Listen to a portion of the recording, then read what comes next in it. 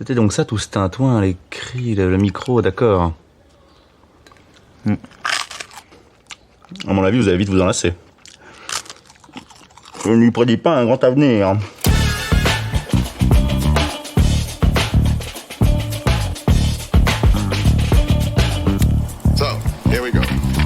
Salut tout le monde, je m'appelle Robin et je suis très heureux de vous accueillir pour ce 21e épisode du balado Une invention sans avenir, le podcast qui prend toujours 3 mois de vacances, l'été 2 pour les vacances et 1 pour laisser aux 90% de profs de l'équipe le temps de faire leur rentrée. Ben oui. 21e épisode et premier de la saison 3 de Une invention sans avenir. Aujourd'hui, on parle de cinéma, de féminisme, de Barbie et bien plus encore. En compagnie d'une équipe de chroniqueuses qui font le buzz, à commencer par celle grâce à qui un tweet du podcast a été retweeté par un journaliste de valeur actuelle. En jeu vidéo, on dirait Achievement Unlocked. Alice. Salut tout le monde, ouais, je suis trop contente de ce petit achievement. Trop contente qu'il ait eu que 1 like sur son tweet surtout. C'est clair, le pire ratio. Également au micro, celle qui cet été a été invitée par France Culture et plagiée par France Inter. Elle parle du cinéma avec tout un tas de biais idéologiques. Clémentine est avec nous, salut. Salut. Et oui, alors semaine A, c'était France Culture. Je passe à France Culture et semaine B, je mets France Inter dans la sauce. Voilà. Le service public la déteste. Redécouvrez son secret.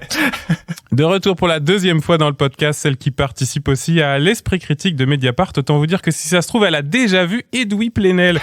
Salut Occitane. Salut. Et j'ai déjà vu Edoui Plenel. Ah, la classe. Il sait que j'existe. Waouh. Occitane, doctorante en études visuelles, également membre de la rédaction de la revue Débordement. En tant que personne concernée, moi-même, je vais me permettre une question sensible. Elle avance cette thèse, Occitane? Pas du tout, elle recule. Elle recule, c'est bon. Même combat. Ok. Et enfin, vous le savez, évidemment, si on parle de Barbie, il faut qu'il y ait un Ken. Quelqu'un pour faire un peu de mansplaining aujourd'hui. Raph est avec nous. Salut Robin. Je dois toujours t'appeler Robin ou je suis obligé de dire monsieur le directeur maintenant? Ah, monsieur le directeur, oui, ça c'est mon actu à moi. Je suis devenu directeur de la programmation de CISM, la radio quand même. Des étudiants et étudiantes de l'Université de Montréal. T'as pris du grade. Ouais. Je suis un peu intimidé, moi, j'avoue. D'où le fait que ma thèse non plus est pas super rapide en ce moment, Occitane, si tu veux tout savoir.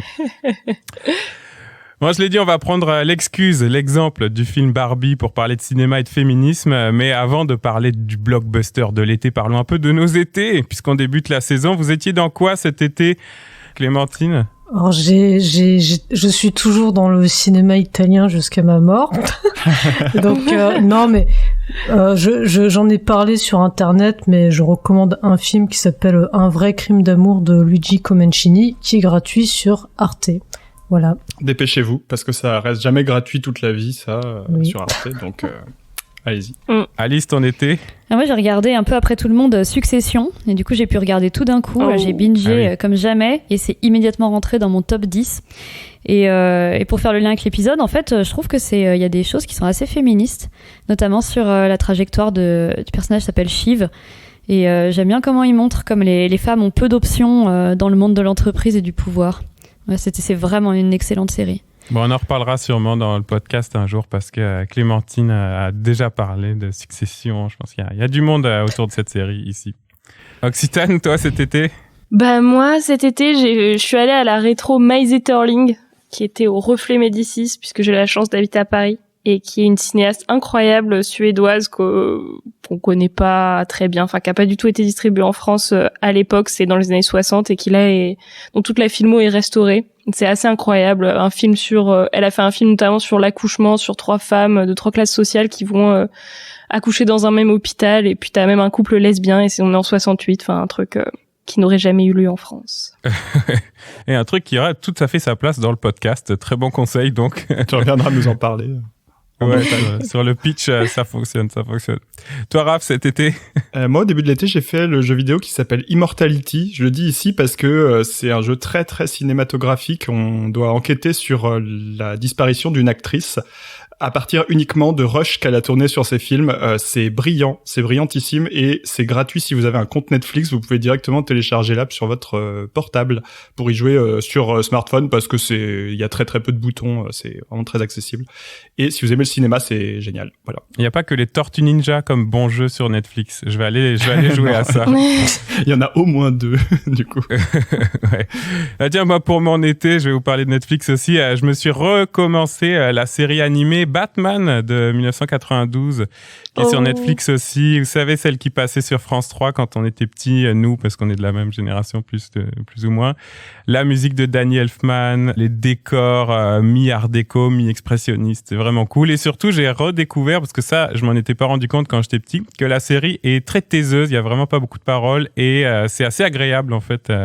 Du point de vue sonore. La série est très lente et pas beaucoup de paroles. Puis ça change pas mal. Moi qui regarde aussi beaucoup Pas de patrouille tout l'été, c'est vraiment pas le même rythme, en tout cas. On parle de Barbie, on parle de féminisme et de cinéma aujourd'hui. La première chronique est celle d'Alice qui, encore une fois, va planter le décor avec une question très générale, mais qui va faire, en fait, toute l'émission d'aujourd'hui. Alice, c'est quoi un film féministe ? Bah oui, on l'a lu partout, hein, Barbie, film féminisme. C'était vraiment quasi unique angle d'analyse de ce film depuis sa sortie. Hein. Tous les titres de presse ont brodé autour du concept. Je vous dis quelques titres. Barbie, un film féministe, mais pas trop. Barbie propose un féminisme qui rassure mon vieil oncle réac. Film féministe ou co-marketing ? Féminisme grand public ou propagande commerciale ? Le joujou féministe du géant Mattel. On pourrait presque faire le jeu quel est le journal qui a écrit chaque titre. Globalement, au vrac, hein, Libé, l'Obs, Positif, etc. Alors spoil, pour tous ces articles, c'est tout ça à la fois. Hein. C'est toujours écrit comme une mauvaise disserte de philo, le paradoxe, il y a des blagues misandres mais il y a des milliards, le film est porté par 2 femmes mais il y a des produits dérivés, oh là là, quel objet de réflexion passionnant qui exprime toutes les contradictions de notre société, on vit vraiment dans une société, etc. Ah oui. Alors j'avoue que avant de lire tous ces articles, j'avais pas vraiment vu le problème. J'ai vu le film le jour de sa sortie, je suis sortie ravie, j'avais bien rigolé. Et puis, évidemment que c'était un film féministe. Mais bon, vu qu'il faut expliquer, je vais essayer de vous dire pourquoi. Pour moi, ça fait aucun doute. Alors, je pense que le féminisme, il n'est pas, premièrement, à chercher dans le fond du film, dans le message, dans la conclusion, mais d'abord dans la production et dans le projet lui-même. Barbie, c'est un film réalisé par une femme, Greta Gerwig, et coproduit par une autre, Margot Robbie, qui est également l'actrice principale. Donc, quand on cherche un peu, on se rend compte que c'est vraiment elles deux qui ont porté le film. Il y a eu des années de projets qui pataugent, ça a été d'abord lancé par Universal, après c'est Sony qui récupère les droits, et puis finalement c'est la société de production de Margot Robbie, qui s'appelle Lucky Chap Entertainment, qui va convaincre Warner et Mattel de coproduire le film et d'embaucher Greta Gerwig. Il y a beaucoup de gens qui accusaient le film de consumérisme et qui n'arrêtaient pas de répéter le film de Mattel, le produit de Mattel, etc. C'est quand même un peu plus compliqué que ça. C'est hyper compliqué de trouver qui a mis combien dans les 100 millions de budget. J'ai vraiment essayé de chercher et je me demande si c'est pas des infos qui sont secrètes parce que j'ai pas trouvé de détails du tout. On trouve toujours, voilà, les deux ont amené leur part, une coproduction, ils ont signé ensemble, mais je sais pas exactement combien. Mais Margot Robbie, elle raconte dans différents médias la réunion où elle a convaincu tout le monde en leur promettant un peu au bluff que le film ferait 1 milliard. Sachant que c'est fait là maintenant, hein, le film a largement dépassé le milliard. Ah ouais. Alors, je pense que ça n'a pas dû être facile, hein. Et même si on peut lire sur Wikipédia que Greta Gerwig et son co-scénariste Noah Baumbach ont eu une liberté totale, je trouve qu'on ressent quand même en voyant le film que chaque scène a dû être une négociation, parce que c'est tout le temps un peu sur le fil. Et on en a aussi beaucoup parlé, la fin un peu molle, on va réintégrer les Ken, les hommes ont le droit d'exister, etc. Ça a un peu l'air d'un compromis. Et d'ailleurs, Margot Robbie, elle a raconté que quand elle a lu la première fois la proposition de scénario de Gerwig, elle a dit « Ah, c'est tellement bon, quel dommage qu'il ne verra jamais la lumière du jour, ils nous laisseront jamais faire ce film. » Donc, ça casse un peu l'idée de la liberté totale du film. Ouais, c'est pas faux. Sauf que Robbie a dû mettre un paquet d'argent et que l'argent, c'est du pouvoir. Alors j'ai lu un article du Monde qui était vachement bien, qui s'appelle Margot Robbie, femme de pouvoir à Hollywood et Barbie post-MeToo à l'écran. C'est un journaliste qui s'appelle Clément Guis, qui explique que depuis MeToo, de plus en plus d'actrices ont lancé leur société de production pour reprendre le pouvoir. Dans le genre, si les producteurs sont des violeurs ou si au minimum c'est des vieux gars sexistes, il faut produire soi-même ses films. Et du coup, il y a de plus en plus d'exemples de ça. Charlize Theron, Natalie Portman, Sandra Bullock ou Drew Barrymore. Et Selena Gomez aussi qui produit des séries comme 13 Reasons Why. Et le discours derrière, c'est « Et si on faisait des films qui donneraient envie aux actrices de jouer dedans ?» Et c'est exactement ce que Margot Robbie défend dans plein d'interviews et qu'elle raconte quand elle a créé en 2014 sa société de production. Immédiatement, son ambition, c'était, je la cite, de lancer des histoires de femmes et de tourner avec des équipes principalement féminines, notamment sur des postes techniques. Et elle raconte qu'après avoir fait Le Loup de Wall Street, elle a eu peur d'être à vie cette jeune fille blonde, mince, malmenée par les hommes, la fille abandonnée, etc. Et qu'elle a complètement arrêté d'accepter des propositions comme ça après. Bon, elle a quand même fait Babylone. D'ailleurs, il y a une blague un peu sur ça dans Barbie. Je ne sais pas si vous vous rappelez la blague un peu méta, note de la réalisatrice. Oui. Margot Robbie n'est pas tout à fait la meilleure personne pour incarner ça quand il y a un peu une remise en question des canons de beauté. Oui, c'est vrai. En fait, son image, elle est vraiment associée à ça. La jeune fille blonde et mince et belle. Et du coup, on comprend qu'elle essaye de déconstruire un peu ça. Il y a d'ailleurs un peu la même blague dans The Big Short de Alan McKay, hein, où quand il dit bon, c'est un peu compliqué la bourse, on va mettre Margot Robbie à poil dans une piscine pour vous expliquer, c'est ça. Ouais, c'est vrai, elle joue sur son image. D'ailleurs, c'est assez drôle parce que du coup, elle explique super bien. C'est elle qui explique tout le fonctionnement du truc hyper compliqué. Donc Barbie, je pense que c'est un peu l'achèvement de ce projet. Et elles ont pu quand même y mettre une partie des choses qui leur tenaient à cœur. Et donc la deuxième chose qui m'a semblé profondément féministe dans le film, c'est, je vais cracher le mot, je sais qu'il est à la mode, un certain female gaze. Mais dans le seul sens qui me paraît pertinent et que je vais expliciter. Je trouve que le film nous propose de rire et de ressentir des émotions à partir d'expériences de femmes. Qu'il nous montre des petits moments qu'on a toutes vécus, nous fait entendre des phrases qu'on a toutes entendues, que le film nous fait en quelque sorte des clins d'œil. Et c'est quand même assez rare. Et c'est une des choses qui m'avait marqué quand on avait fait l'expérience 1 mois sans homme avec le podcast. Alors, je ne sais pas si vous avez suivi, c'est quand même un vieil épisode de notre podcast, mais on s'était lancé le défi de passer 1 mois en ne regardant que des films qui n'ont pas été réalisés par des hommes cis. Et c'est un truc qui m'avait marqué quand même. Dans pas mal de films, il y avait des détails du quotidien où je m'étais dit qu'un homme aurait jamais pensé à les filmer de cette façon-là ou même à les filmer tout court. Et que ces détails créent une sorte d'identification assez forte avec les personnages et un lien avec la réalisatrice. Et je trouve qu'on retrouve ça dans Barbie et que l'humour repose souvent dessus. Je vais vous donner quelques exemples, peut-être qu'il y en a d'autres qui vous viendront, mais par exemple la blague de toute fin du film. On spoil, Barbie. On spoil. On peut spoiler une blague. Ouais. Quand Sacha et sa mère encouragent Barbie dans la voiture en lui disant « tu vas y arriver, on croit en toi » et on est à peu près sûr qu'elle va à un entretien d'embauche. Mais en fait, elle va à un rendez-vous gynéco. Je sais pas si un mec aurait eu l'idée, il y a quand même un truc, la peur qu'on peut avoir avant d'aller à un rendez-vous gynéco, c'est un truc un peu particulier. Ou alors la scène où Barbie, elle reproche au responsable de Mattel d'être en non-mixité masculine. Et là, le PDG, il est super vexé. Il dit vraiment tous les trucs classiques qu'on dit quand on fait des reproches. Il dit « Ah, c'est des accusations très graves. Tous ces hommes autour de la table aiment les femmes. Moi, je connais plein de femmes. » Et après, il dit « On est très très bon sur la représentation. » Je sais plus ce qu'il dit. « J'ai moi-même une mère. Oui, c'est ça. Je suis le père d'une fille. Ouais. J'ai une tante qui est une femme. » Enfin, tous ces trucs-là. Il y a aussi le spot de pub là, pour Barbie Dépression à un moment qui dit voilà, Barbie Dépression qui scrolle Instagram toute la journée, qui revoit pour la 10e fois la version BBC d'Orgueil et Préjugés. Ça aussi c'est un truc assez typique quoi. En fait on se reconnaît dans le fait de devoir changer de tenue tous les jours, dans les Girls Night, dans toutes les injonctions qui sont listées par Gloria à un moment dans le film, et on rit des caricatures de mansplaining, les mecs qui exposent leur petit micro savoir technique, qui donnent des conseils pour placer leur argent. C'est un peu des clins d'œil en fait avec les spectatrices. Et du coup j'ai ri plus librement et plus joyeusement sans avoir l'impression de faire des concessions. Et comme on nous apprend depuis toute petite quand on est une femme à rire à des blagues misogynes et sexistes et à accepter que c'est le point de vue dominant qui décide de ce qui est drôle, pour une fois c'est pas le cas. Et cette expérience du rire sans concession, je pense que c'est une expérience féministe. Alors qu'effectivement le discours ne l'est pas forcément. Et en tout cas ça va pas très loin. Et si Robbie et Gerwig sont des femmes féministes, ça enlève pas que c'est quand même des femmes riches, blanches et hétéros, et c'est pas des militantes révolutionnaires.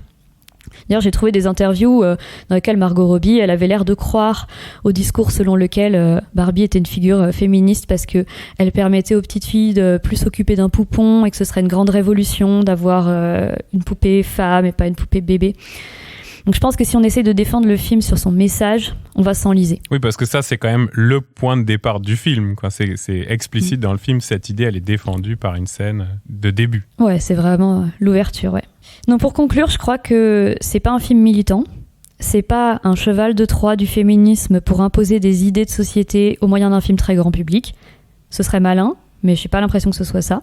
Je dirais que pour Gerwig et Robbie, c'est l'envie de faire une bonne comédie qui leur ressemble, qui les fait rire et avec laquelle elles sont à l'aise. Et je dirais que sur ça, c'est réussi. C'est drôle, et c'est déjà énorme de ne pas avoir de sexisme dans une comédie. En vrai, je serais quand même bien en peine de citer une dizaine de comédies dans lesquelles il n'y a pas de blagues sexistes. L'humour est quand même très souvent un prétexte et une excuse aux propos discriminants. Donc on s'est pris la tête sur le message, on s'est demandé s'il était assez radical, si c'était pas trop libéral, voir si la fin était pas même un peu mascu. Mais quand j'entendais ça, moi je me demandais mais à combien de comédies réalisées par des hommes on a demandé d'être irréprochable sur le plan politique. Donc pour moi le féminisme dans le film il est présent, mais il est présent de manière un peu méta. Ce qui est fort politiquement, c'est que deux femmes aient pu créer un blockbuster hyper rentable, avec des blagues qui les font rire et des rôles qui leur conviennent, et aussi dans lequel on entend 50 fois le mot patriarcat, ça n'est pas rien. Ouais. En fait, en vrai, je suis d'accord que c'est pas grand-chose, mais malheureusement, on en est encore là, en 2023. Voilà, je me demandais si vous auriez des idées de films ou de séries comparables, qui ont été produites ou créées par des femmes, et avec un humour ou une émotion qui reposerait sur un partage d'expériences de femmes, et que ce serait ça qui nous ferait rire. Moi, quand j'ai dit ça, j'ai pensé tout de suite, mais c'est l'exemple que je donne tout le temps, à Girls, de Lena Dunham, parce que je pense que là, il y a vraiment ce truc de clin d'œil et d'expérience féminine, mais je comprends vraiment pas comment est-ce qu'elle a pu convaincre HBO de produire un truc pareil.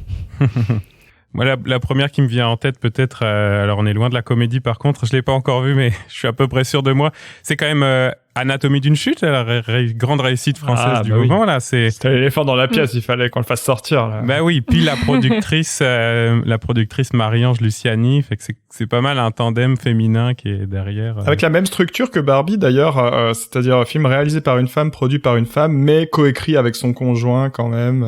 C'est vrai. Pour peut-être rassurer je ne sais qui dans la production, je sais pas. Ouais, c'était l'exemple facile, désolé, j'ai commencé par ça, vous en avez d'autres en tête? Alors moi j'ai pas vu cette série, mais est-ce que Fleabag ça rentrerait pas dans... Ah, j'ai pas vu. J'ai pas vu non plus. Merde, personne n'a vu Fleabag, on est vraiment des mauvais cinéphiles parce qu'il paraît que c'est génial. Mais...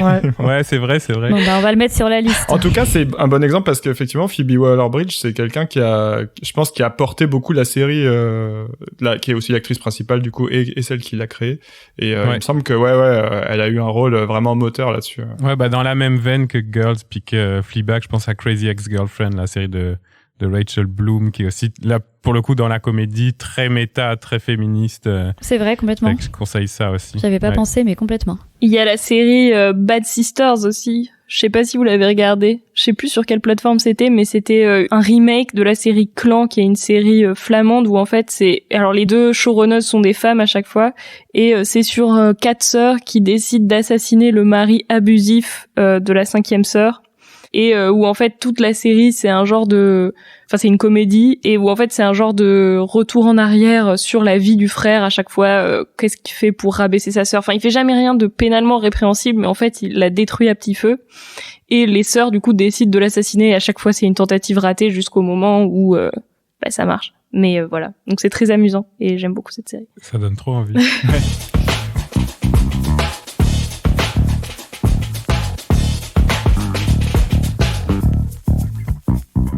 On va pas rentrer dans la discussion, on va rester sur ces exemples et comparatifs parce que toutes les chroniques du jour sont consacrées à Barbie, fait qu'on aura peut-être une discussion à la fin. Un débat. Bon, un clash. On va voir si ça clash aujourd'hui sur Barbie. En tout cas, le deuxième point de vue du jour sur Barbie, on va le dire comme ça, ça va être celui d'Occitane. Tu vas nous parler de Barbie et de postmodernisme. Oui, je crois. En tout cas, c'est l'impression très forte que j'ai eue en sortant du film. Moi, je suis sortie de Barbie. Je sais pas si j'étais joyeuse, j'ai ri, c'est sûr, mais j'étais surtout abasourdie. En fait, je m'attendais pas vraiment à ça. Je pense que j'avais encore les oreilles qui tintaient des tentatives foireuses de faire de Wonder Woman une icône féministe sous la caméra de Patty Jenkins et des analyses encore plus foireuses qui en avaient découlé pour un regard féminin. Je m'attendais aussi peut-être à une rom-com un peu simpliste, alors très bien advertised, qui aurait franchi le gouffre qui séparait l'humour hollywoodien de l'humour d'internet, pourquoi pas. Mais je m'attendais pas à une telle réussite. Et par réussite, je veux parler de sa capacité à éteindre les résistances, y compris les miennes, jusqu'à un certain point. Pour vous expliquer, j'ai eu l'idée d'une métaphore, qui est peut-être un peu pourrie, et je sais pas si c'est très radiophonique, mais suivez-moi, essayez de me suivre. On va te suivre. Imaginez des cercles concentriques au milieu desquels apparaîtraient des biens culturels, des films, des séries, etc.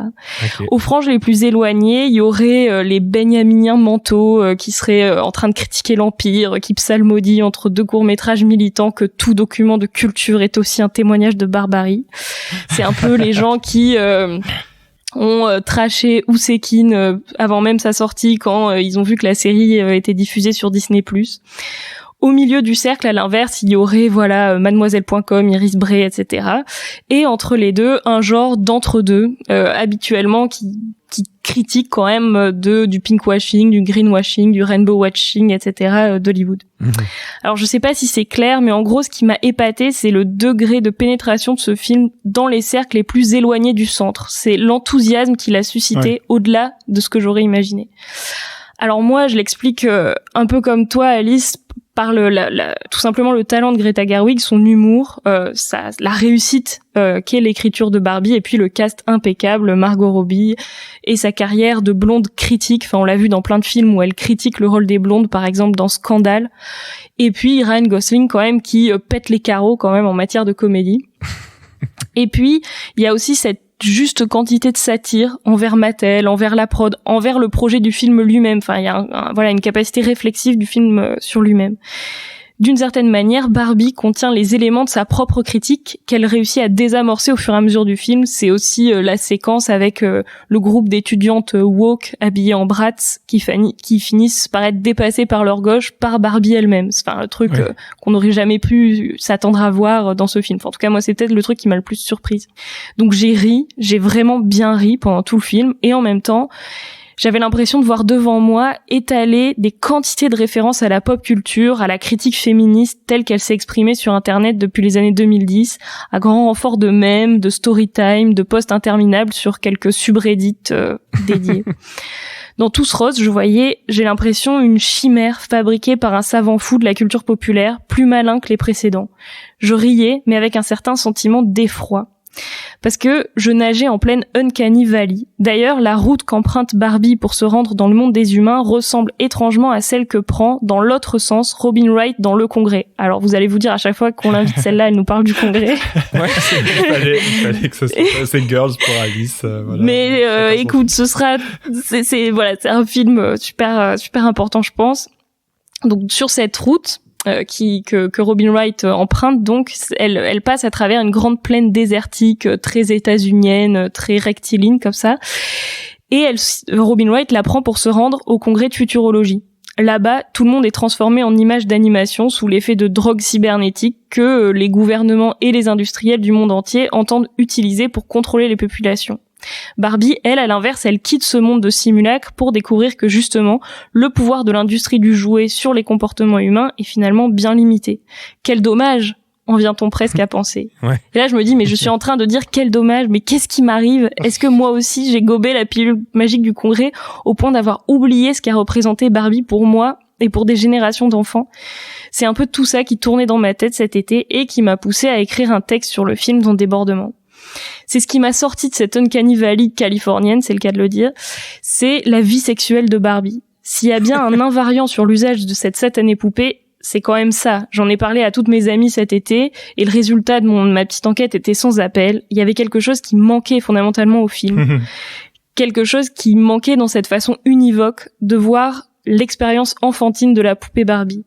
Toutes et tous ont projeté sur ces femmes miniatures leurs premiers questionnements sur le corps, la relation au corps des autres, l'amour, le désir. Et si cette facette de l'existence de Barbie est exclue par le film, Il y a que au moment où elle se transforme en humaine qu'elle va chez le gynéco. Je me demande quel autre pan de son existence fait l'objet d'une réécriture par la production. Alors je me mettais à scruter tous les détails et prenais conscience du modèle de féminité sur lequel Gerwig avait conclu son marché. Une sororité sans profondeur, un triomphe individualiste de la femme comme agent économique, une omnipotence fallacieuse, car factice. Un modèle de girl boss, inoffensive, puritaine et manipulée par des forces extra-filmiques. La nécessité pour une entreprise de diversifier ses actifs à l'ère de MeToo. Après mes cercles concentriques foireux, je voudrais vous parler plutôt d'un autre truc, d'un millefeuille. Enfin, pour moi, c'est un peu comme ça aussi que j'ai compris le film. C'est un millefeuille postmoderne qui est fait d'implications politiques qui me paraît dans sa complexité sans précédent. Sous le phénomène de société réjouissant qui fait rager les réactionnaires de tous les pays, se trouve une historiographie réécrite par les gagnants. Sous un féminisme égalitariste très deuxième vague d'apparence inoffensive se trouve un discours un peu louche sur le masculinisme qui finalement pourrait être causé par les femmes elles-mêmes. Sous une mise en scène inspirée du ridicule masculin fondée sur des expériences partagées sur Internet, se trouve finalement un pillage de l'humour vernaculaire par une superproduction au profit d'un marketing numérique, faisant de nous les travailleuses de nos propres divertissements. Enfin bon, je sais pas si ça veut dire que je suis terminally gauchiste culturelle, mais quelque chose continue à me glacer le sang dans cette bonne grosse couche de cynisme qui est mal dissimulée sous les litres de peinture rose dépensés pour le film. Je sais pas si vous êtes déjà inconciliable, si vous êtes déjà pas d'accord ou pas, mais en tout cas, on a creusé un autre endroit. Alice, tu veux peut-être commencer? Non, mais en fait, si, je suis complètement d'accord, mais c'est juste qu'on n'est pas sur le même plan. En fait, évidemment, je suis d'accord que au niveau politique, il y a 1000 choses à dire et il y a 1000 choses à critiquer. Ouais. C'est juste que je ne me serais jamais attendue à avoir quelque chose de réellement politiquement intéressant et réellement féministe dans un blockbuster de l'été. Donc j'ai préféré me concentrer sur ce qu'il y a de nouveau dans le projet. Mais c'est pour ça que je dis, évidemment, si on commence à regarder ce que ça veut vraiment dire, on va pas pouvoir défendre le film. Non, c'est ça. Puis l'étonnement, il est commun à vos deux chroniques de dire, ah ouais, on a aimé, on a vraiment aimé. Ah oui, ça c'est et on n'était pas le genre de public qui allait vraiment aimer peut-être ce film. Je me posais une question, tu parlais de postmodernisme et puis justement de l'ensemble de références justement qu'il y en avait un peu pour tout le monde. Est-ce que c'est pas quand même ça un peu un effet classique de la comédie hollywoodienne actuelle, contemporaine? Enfin, je veux dire, je vous ai souvent parlé de Jumanji 2 et 3 dans ce podcast. Il va falloir qu'on diversifie nos références. Voilà, chacun. moi aujourd'hui c'est Jumanji. On le fera la prochaine fois. On fera mon marronnier. Mais tu sais, bon exemple de, ok, une série avec multiples références méta à d'anciens films, à des jeux vidéo, à des blagues, à des mèmes, etc.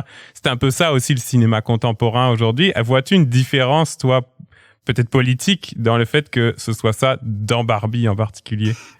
C'est ça que j'essayais de dire un peu à travers cette idée que on a l'impression d'avoir travaillé pour produire ce film en quelque sorte. Enfin après c'est toujours comme ça, un bien culturel, il se nourrit toujours de son époque, de formes d'humour qui émergent un petit peu comme ça dans la culture populaire sans qu'on sache vraiment d'où elles viennent. Mais j'ai l'impression que là Barbie se trouve, on va dire à l'embouchure d'un phénomène plus vaste qui a commencé par des blagues sur Internet, des mèmes qui sont lentement imposés et puis qui ensuite sont passés dans le monde du stand-up et puis qui ensuite sont récoltés pour en faire un film dont on a un plaisir, enfin à propos duquel on a un plaisir de reconnaissance, de reconnaître des blagues qu'on connaît déjà, etc. Mais en même temps, qui de ce fait les transforme ou les canonise en quelque sorte ou les transforme en quelque chose d'officiel, quoi. Du coup, ça devient, par exemple là dans les rues, je sais pas si vous avez vu cette campagne de pub Lacoste. Non. Où tous les, enfin il y a plein de photos de mecs, alors mises côte à côte, c'est pour l'anniversaire de Lacoste, je crois que c'est les 100 ans ou un truc comme ça.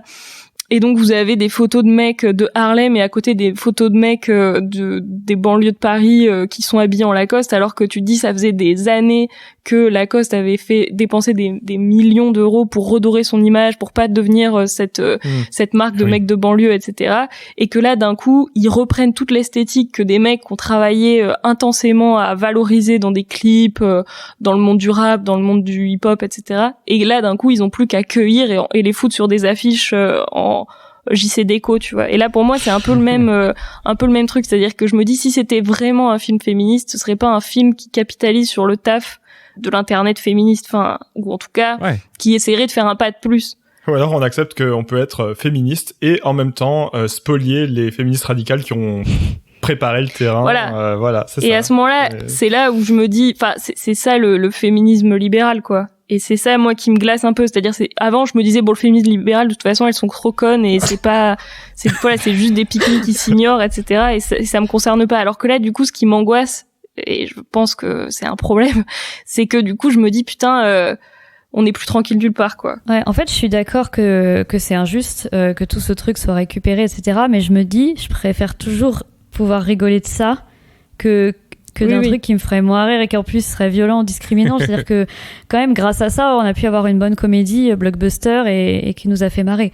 Puis je pense quand même aussi la différence avec Lacoste, c'est que bon, quand même Greta Gerwig, elle a quand même des idées. C'est quand même une réalisatrice qui a des trucs à dire. C'est pas juste de la récupération. C'est quand même un peu plus incarné, quoi. Oui, c'est sûr. Il y a peut-être une autre objection à cette remarque-là, c'est que en fait, immédiatement, le film a été lui-même repris comme un ensemble de mèmes et c'est redevenu une référence au moment de sa sortie. Je l'avais pas encore vu, que j'avais déjà vu les mèmes I'm not Ken Off partout. Enfin, je veux dire, le lendemain de la sortie, il y avait déjà les mêmes Barbie. Puis ça y est, peut-être que ce qu'il dépasse, c'est que il est aussi redevenu à sa place de référence pour d'autres trucs. Je sais pas dans quelle mesure c'est pas justement une stratégie marketing qui a elle-même compris que pour qu'un produit culturel marche, il faut enfin, je veux dire, du coup, c'est ça aussi le moment postmoderne dans lequel on est, quoi. C'est-à-dire que, est-ce que c'est pas une digestion de ces codes, etc., par le capitalisme tardif aussi? Ouais, tu veux dire, il aurait été écrit comme un potentiel de mème, quoi, aussi. Bah, c'est ça. Il aurait été pensé comme ça, je comprends. Et en parlant de stratégie marketing, j'ai lu que le film a coûté 100 millions, la com a coûté 150 millions. Et c'est pas quelque chose d'habituel au cinéma, ça. À un tel ratio, c'est rare, ouais. Et 150 millions et plus tout le taf gratuit, enfin des meufs qui ont travaillé à la réception du truc. C'est-à-dire que je sais pas si vous avez vu ce vidéo essai qui s'appelle Transformers The Pre-Make, où en fait ils faisaient des espèces de happenings énormes et ils faisaient exprès de laisser les tournages hyper visibles dans les villes d'Asie du Sud-Est. Et en fait ils faisaient en sorte que du coup le ramdam que ça faisait sur les réseaux sociaux, enfin les gens ils filmaient les trucs, etc., ils les partageaient, du coup ça faisait de la com pour le film. Et en fait c'était une manière de faire des économies dans les coûts de promotion, quoi. Ouais. En tout cas, il y a un truc que je retiens de ta chronique, Occitane, c'est que c'est parfaitement dans la ligne une invention sans avenir, c'est-à-dire de dire c'est pas mal le cinéma, mais ça manque de sexe quand même. Oui, c'est vrai. Qui est à peu près ce qu'on dit à tous les épisodes. Non mais là, c'est en plus faire une Barbie qui n'a pas de vie sexuelle, c'est quand même un comble, il me semble. Ça va contre tout l'usage qui a été fait de Barbie. C'est vrai, parce qu'en lisant ta chronique, je me suis dit, moi quand j'étais petite, je jouais au Barbie et au Playmobil, surtout au Playmobil. Mais c'est vrai que les Playmobil qui sont un petit peu moins genrés, on va dire, je faisais pas du tout d'histoire de trucs sexuels, mais avec les Barbie, si. Ben ouais, non mais il y a Alors quand même quelque chose. Dans la maison de Barbie, ça y allait. Ah ouais, ça kennait, quoi. Moi en plus j'avais Barbie Prince des Mers qui avait un short vert fluo et un haut doré à résille. Donc les stéréotypes à fond. Qui dit saison 3 dit on n'abandonne pas pour autant les bonnes habitudes. C'est l'heure du jeu.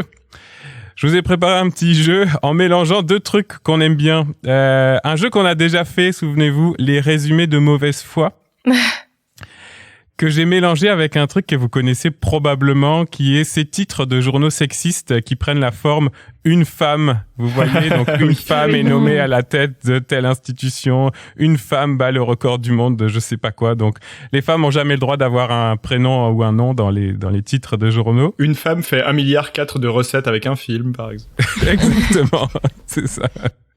Donc je vous ai fait des résumés de films très très vagues avec beaucoup de mauvaise foi et je les ai fait exprès très vagues. Ça ressemble presque plus à des tropes de stéréotypes de genre au cinéma qu'à des résumés. Vous allez voir, ça dépend desquels. Donc je mets 1 point si vous trouvez le film dont c'est le résumé et je mets 2 points si vous trouvez un autre film qui convient à ce résumé suffisamment large. Comme ça vous oblige à un petit peu d'imagination.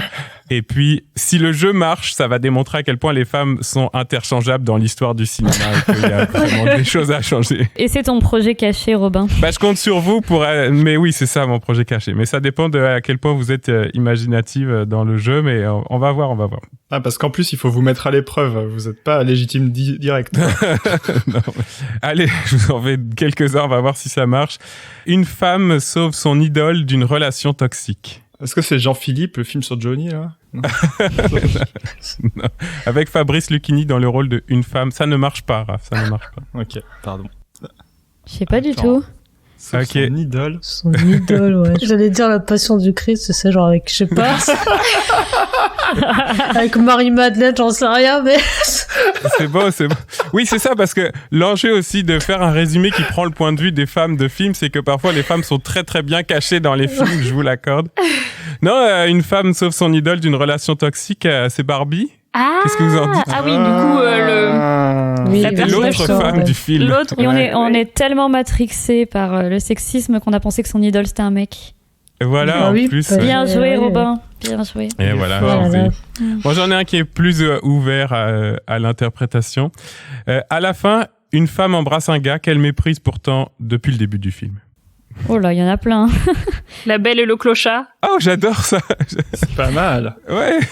Star Wars, sinon. En fait, tout marche. Ouais. Pas mal. Ouais. Ok, je suis convaincu par les deux, vraiment. Les Gardiens de la Galaxie. Les Gardiens de la Galaxie, c'est qui alors la femme en question? Rappelle-moi. C'est le personnage de Zoé Saldana qui Gamora. et voilà, Gamora qui embrasse le personnage de Chris Pratt. Je C'est suis nulle vrai. en nom. Alors que qui a envie Ça va. d'embrasser Star-Lord. Chris Pratt, sérieux? Déjà. Merci. Après, il y a après toutes les comédies romantiques qui sont From Enemy to Lovers, en fait, qui ont ce trope-là. Ouais, Ah, c'est vrai, ouais. Donc, Ouais. You Got Mail, ou les gens qui se détestent dans la vraie vie et qui s'embrassent à la fin. On comprend pas pourquoi ils s'embrassent alors que t'es là. Non, mais c'est pas C'est possible. ça, hein. Ouais. Bah, Orgueil et Préjugés, ça marche un peu. non Orgueil et préjugés, un peu, ouais. Cet été, enfin, pour faire ma vidéo sur les films de complot, j'ai vu Les 3 jours du Condor. Alors, le film est très bien, mais la romance, c'est pitoyable parce qu'en fait, Robert Redford, il kidnappe Faye Dunaway parce que bon, voilà, il se cache et tout. Il est en mode la CIA me recherche. Et voilà, il la kidnappe, il la scotche sur une chaise, enfin le truc comme traumatisant. Ouais. Et puis après il y a une histoire d'amour, voilà, ils baisent et tout, et on s'aime. Ouais. Et genre j'étais mais Bah- c'est à chier quoi, genre ils auraient, enfin le film aurait été très parfait s'il y avait pas eu ça, mais là j'étais vraiment atterré quoi. Eh ben, le film duquel moi je m'étais inspiré était vraiment dans cette veine-là, puisque je pensais à OSS 117. Ouais. Ah, Ouais, ça marche. Les deux premiers d'ailleurs, ça marche. C'est exactement le même schéma narratif. En tout cas, bien, vous êtes inspirés. Je suis content. On balance. Une femme qui sait conduire et même réparer les bagnoles. Fury Road, Yes. Mad Max Fury Road. C'est ça. Ouais. Ah, Terminator 2, sinon. Elle répare des bagnoles aussi. Ah, je sais plus, elle répare ou pas? Non, je Je crois sais Elle fait pas. de la moto? Non, elle répare. Mais déjà, des films où il y a une femme héroïne, on les compte un peu sur les doigts de la Après, main. avec- Elle peut ne pas être héroïne et quand même réparer des bagnoles. Hein. C'est ça. oui, dans l'Atlantide, la garagiste, c'est une femme. Ouais, est-ce qu'il y a un peu une inversion de trope sexiste un peu facile avec ça, ou est-ce qu'on est juste content qu'il y ait des femmes bricoleuses Je sais pas. et mécaniciennes à l'écran? Moi, j'aime pas bricoler, donc je suis content quand il y a des femmes qui le font, oui. Allez, j'en ai un autre. Une vraie femme, une qui fait la vaisselle, le ménage et la bouffe. Chantal Ackerman. Blanche-Neige. Jeanne Dillman. Ouais. Ouais, je pensais à Jeanne Dillman, je prends Blanche-Neige, évidemment. Même si elle se fait quand même un peu aider par des animaux, ça c'est vraiment de l'exploitation, c'est spéciste. Ouais, mais elle a la charge mentale, c'est elle qui leur dit quoi faire. C'est vrai. Ouais, c'est vrai. Si je vous dis... Pardon, celui-là il me fait rire d'avance. Si je vous dis, une femme fait un très bon taboulé. Je sais pas. Dans les films, c'est féminin le C'est taboulé, ça. je vous le rappelle. J'ai pas envie de sortir une dinguerie au hasard, donc je vais juste pas parler. Ok, j'avais un peu plus vague que ça. Ce serait une femme prépare à manger à son mari et ses collègues. Et ses collègues. Ouais, Et ses collègues. Bon, ça, il y a tellement de films où on voit des bonnes femmes faire la bouffe comme ça. Je sais pas. Récemment, j'ai revu les 400 coups de Truffaut. Alors la mère, elle fait vraiment tout. Et puis C'est vrai. son mari fait que lui faire des reproches et se foutre de sa gueule parce que ça sent le brûler. Ah ouais, mais je me souviens même pas. Ça, encore un film où il doit y avoir un seul personnage féminin, puis c'est elle, puis elle doit pas avoir beaucoup de temps d'écran. Quoi. Et en plus, elle ça. est infidèle Ah Oh là oui, là. ça je me souviens. Ouais. et pas aimante. C'est François Truffaut, hein. Ça... Et du coup, on peut savoir d'où c'était le taboulé? Le taboulé, c'est Bac Nord. Ah, je l'ai pas vu. Oh, mais oui. C'est Oh, mais oui. Adèle Exarchopoulos qui fait, il y a des blagues avec les gars qui mangent le barbecue à la viande et puis elle a fait un taboulé. Je sais plus quoi. Puis là, Putain, je me souvenais que... Ah ouais. Je Non, l'ai sais pas vu, donc... C'est la meilleure scène. Meilleure scène de Bac Nord, la scène du barbecue. La seule on qui vous est pas conseille. trop raciste. Ah, mais elle est sexiste, Ouais. donc de bol. Quand Ouais, même. c'est ça. En plus, elle est enceinte, je pense, à ce moment-là. Donc oui, non c'est seulement vrai. elle... Non, mais pauvre Adèle Exarchopoulos, qu'est-ce qu'elle est foutre là-dedans, quoi. Je sais pas, ouais, mauvaise idée. On va pas la plaindre non plus, Adèle Deso, mais pas Deso. Une femme? Non, pas de femme dans ce film. Alors là, allez-y. 12 hommes en colère. Pas mal. C'est le plus Il y en a en facile. masse. Hein. Dans la corde, est-ce qu'il y a une femme dans la corde? Ouais, pas sûr. Ah, ouais. Je sais pas. Ouais, je pense pas non plus. Les chants de mandrin. Non, il y a une femme. Le cuirassé Potemkin, il y a pas de femme, je crois. Ah si. Ah, si, Sur il y les a escaliers. cette femme qui- Ah oui, les ouais. escaliers. La meuf qui lâche son bébé, d'ailleurs. Ouais, c'est ça. Attends. Il y a une mauvaise mère qui pleure. Là, tout est. Ah oui, tout est dit. gros plan et tout. Dans hein. Beau travail de Claire Denis. Beau travail de Claire Denis, effectivement, que Raph cite souvent. C'est vrai. Dans Des mineurs, alors je l'ai pas vu, mais bon, je sais pas, c'est un Ah ouais. film avec des bonhommes. C'est filmé par une femme, ça excuse. Expandables 4, là, qui sont... Ouais. Et y a pas justement un peu la volonté d'avoir une ou deux femmes badass maintenant dans Expandables? Ouais, je si, sais pas. peut-être. Je sais pas. Peut-être Non. que dans les premiers, c'était moins le cas. Bah, écoutez, Ouais, oui, moi j'irais aussi sur le premier. Bon, j'ai pas évidemment la liste complète de tous les films qui ne contiennent aucun personnage féminin, mais juste en recherchant, j'ai trouvé une liste sur senscritique.com qui recense un peu les films sans femmes. On les adore. On va mettre le bénéfice du doute sur le fait que cette liste est faite pour dénoncer le fait qu'il y a trop de films classiques qui n'ont pas de personnages féminins intéressants. Mais... Ah, c'est pas une liste pour conseiller des films à ceux qui aiment vraiment pas les femmes. Bah, si vous êtes un gros mascu, vous pouvez aller voir cette liste. Et puis voilà, vous serez pas dérangé par des personnages féminins trop woke, on en a marre. Mais le premier de cette liste, c'est The Thing de John Carpenter. Ah oui. Ah oui. Qui est un de mes films préférés. Bah voilà. Voilà, comme quoi. On a tous nos paradoxes, Alice. Société.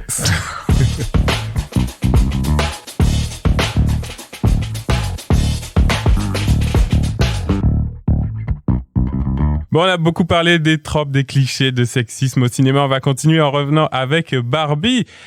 La troisième grande question de cette émission. Clémentine, féministe ou pas alors Barbie? Oui, alors, Barbie féministe ou pas, c'est la question qui transparaissait à travers les débats autour du film de Greta Gerwig. Oh, Gerwig, c'est comme ça que ça se prononce. Hein. Ouais, je pense. Oui, tout le monde s'est un peu bagarré avec ce nom de famille tout l'été, là, j'ai l'impression. Mais... En tout cas, le mec Bon. qui t'a interviewé sur France Culture, il s'est complètement planté. Hein. Il a au ouais, moins c'était n'importe quoi. utilisé 3 prononciations différentes. D'accord, bon, je vais rester sur Gerwig en tout cas. Mais est-ce la bonne question? Alors, je vais m'auto-citer, puisque cet été, comme tu l'as dit, j'ai été invitée à parler de Barbie sur France Culture, et je disais que la question qu'il fallait plutôt se poser était celle-ci. Quel est le féminisme de Barbie? De quel féminisme s'agit-il? Ce à quoi une invitée m'a rétorqué un peu plus tard. Barbie. Une femme a répondu. Oui, désolé. Une femme. Ouais, t'es gentil de lui conserver son anonymat dans cette chronique. Ah oui, je me suis dit, je ne vais pas chercher la guerre. Donc, elle m'a dit, Barbie est de gauche, féministe, et je ne comprends pas qu'il y ait débat là-dessus. Bon, pourtant, c'était le sujet de l'émission, donc bon, voilà, après, pourquoi pas, mais bon. C'est marrant qu'elle ait rajouté de gauche. En Oui, plus. bon, Je je trouve que sais c'est pas. pas très clair. Mais... Je pensais que c'était évident, mais visiblement, il faut le rappeler, le féminisme est pluriel. Il n'y a pas un féminisme, mais plusieurs. Voilà, leçon numéro 1 du féminisme pour les nuls. Ouais. Donc quand on dit un film est féministe, quelque part, on ne dit pas grand-chose. Chercher l'idéologie dans un film, c'est quand même aller un peu plus loin que c'est de droite, c'est féministe, etc. Même si on peut le faire pour rigoler, comme on le fait nous. Dans ce podcast. Alors, ce qui a été beaucoup dit, c'est que Barbie est un film féministe libéral. C'est déjà un peu plus précis. Et probablement que oui, le film s'oriente plus vers quelque chose de cet acabit. Alors, comme j'ai dit sur France Culture, pour être un peu taquine, c'est un peu du féminisme de développement personnel.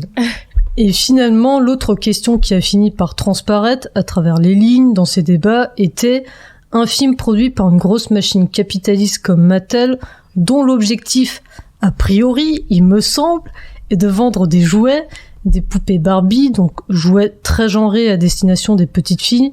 Ce film-là peut-il vraiment être féministe ? Autrement dit, peut-on faire un film féministe à l'intérieur du système capitaliste, patriarcal, etc. Et cette question, les théoriciennes féministes du cinéma se l'étaient déjà posée dès les années 70 dans leur critique du cinéma dominant. Celle-ci a pu s'accompagner de la défense d'un contre-cinéma, c'est-à-dire d'un cinéma alternatif féministe. Donc c'est le cas de Laura Mulvey dans son texte fondateur Visual Pleasure and Narrative Cinema, qui appelle à détruire les plaisirs visuels en faisant émerger un nouveau langage du désir. Mais avant Mulvey, une théoricienne un peu moins connue, Claire Johnston, disait qu'il fallait déranger la texture du cinéma dominant, et elle cite comme exemple les cas des réalisatrices hollywoodiennes Dorothy Arzner ou Ida Lupino. Mais on voit une différence. Alors que Johnston estime qu'il est possible de subvertir le système de l'intérieur, pour Mulvey, c'est impossible. Autre exemple, au début des années 90, il y a eu un débat entre deux théoriciennes féministes, Jackie Stacey et Teresa de Lauretis, à propos du cinéma lesbien.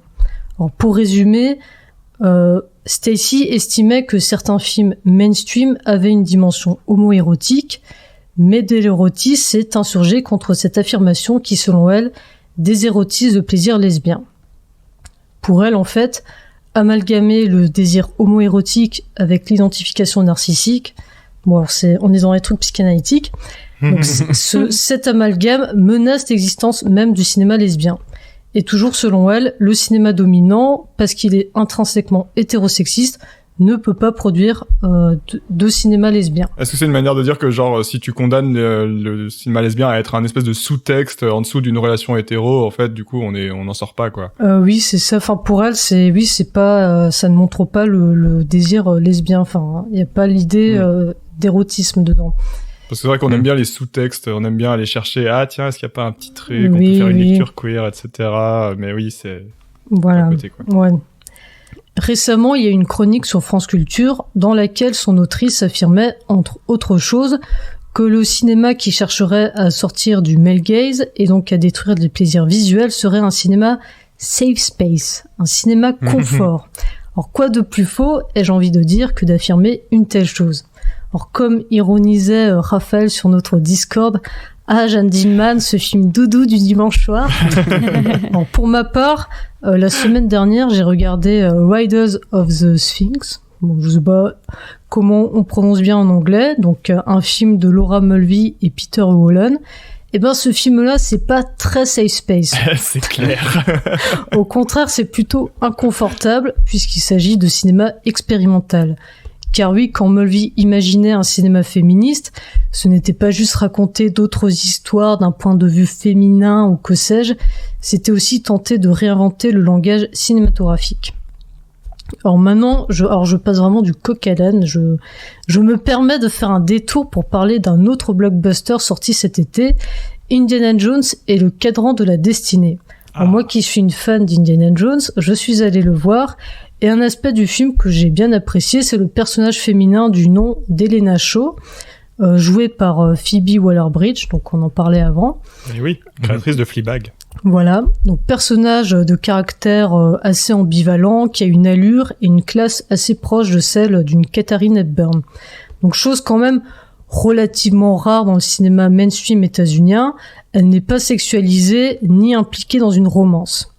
Et plus tard, sur Internet, j'ai constaté que la seule présence d'un personnage féminin qui existe sans satisfaire le plaisir masculin du spectateur, et qui par ailleurs est irrévérencieuse à l'égard d'une icône comme Indiana Jones, ça a provoqué beaucoup de colère. Il y a eu pléthore de critiques à l'égard de ce personnage, et le mot qui revient souvent pour décrire Helena Shaw est insupportable. Helena Shaw est insupportable. Et sur X, feu Twitter, je suis notamment tombée sur un commentaire d'un homme qui disait à propos de ce personnage « J'ai envie de la frapper avec une batte de baseball ». Alors vraiment, je tombais des nues, quoi. J'étais là, mais... Enfin, parce que ça ne m'avait même pas traversé l'esprit que ce personnage puisse poser problème. Ouais, moi aussi, je l'ai trouvé super. Ah, pareil que toi, je suis hyper étonnée. Enfin, j'ai adoré le personnage aussi. Et... Bah, il y a pas mal de vidéos sur YouTube, des vidéos en anglais. Voilà, elle détruit le film. Quel est le problème avec ce personnage? Enfin, vraiment, il y a pas mal de trucs. Mais de toute façon, il leur faut pas grand-chose. Hein. Je veux dire, dès qu'il y a une femme, voilà. Elle est insupportable. Ouais. Je veux dire, ça pourrait être une femme moins forte, et ce serait aussi le cas. Donc, on peut se poser la question. Où est le safe space? Le safe space n'est-il pas justement le cinéma qui objectifie les femmes? Pour les plus fragiles, Barbie, Indiana Jones et le Cadran de la Destinée, qui ne sont pourtant pas des films d'une grande radicalité esthétique et politique, ces films-là les faisaient déjà sortir de leur safe space à eux.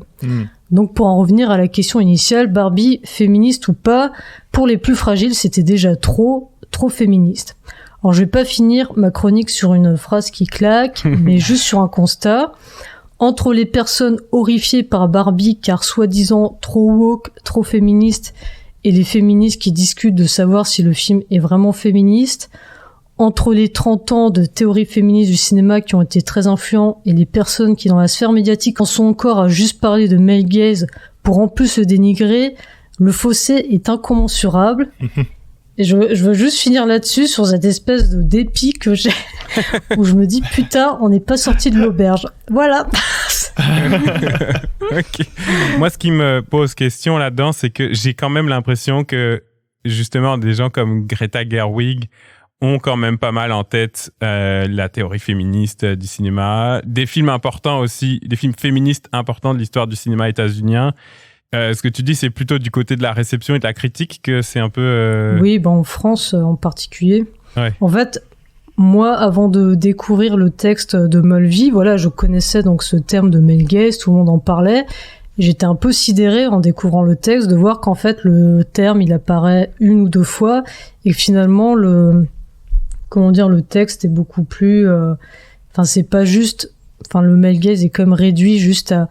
Ah, on filme une paire de seins, enfin des fesses, enfin c'est juste, il y a juste cette idée que ce serait filmé des parties du corps féminin, alors qu'il y a comme l'idée aussi de, voilà, le système hollywoodien, c'est beaucoup plus large, c'est aussi le spectateur dans la salle, c'est toute l'industrie hollywoodienne qui est basée sur un langage patriarcal en fait d'une certaine manière. Enfin, et en France on parle que du male gaze alors qu'il y a eu beaucoup plus de choses après qui sont venues remettre en question et finalement affiner ce concept.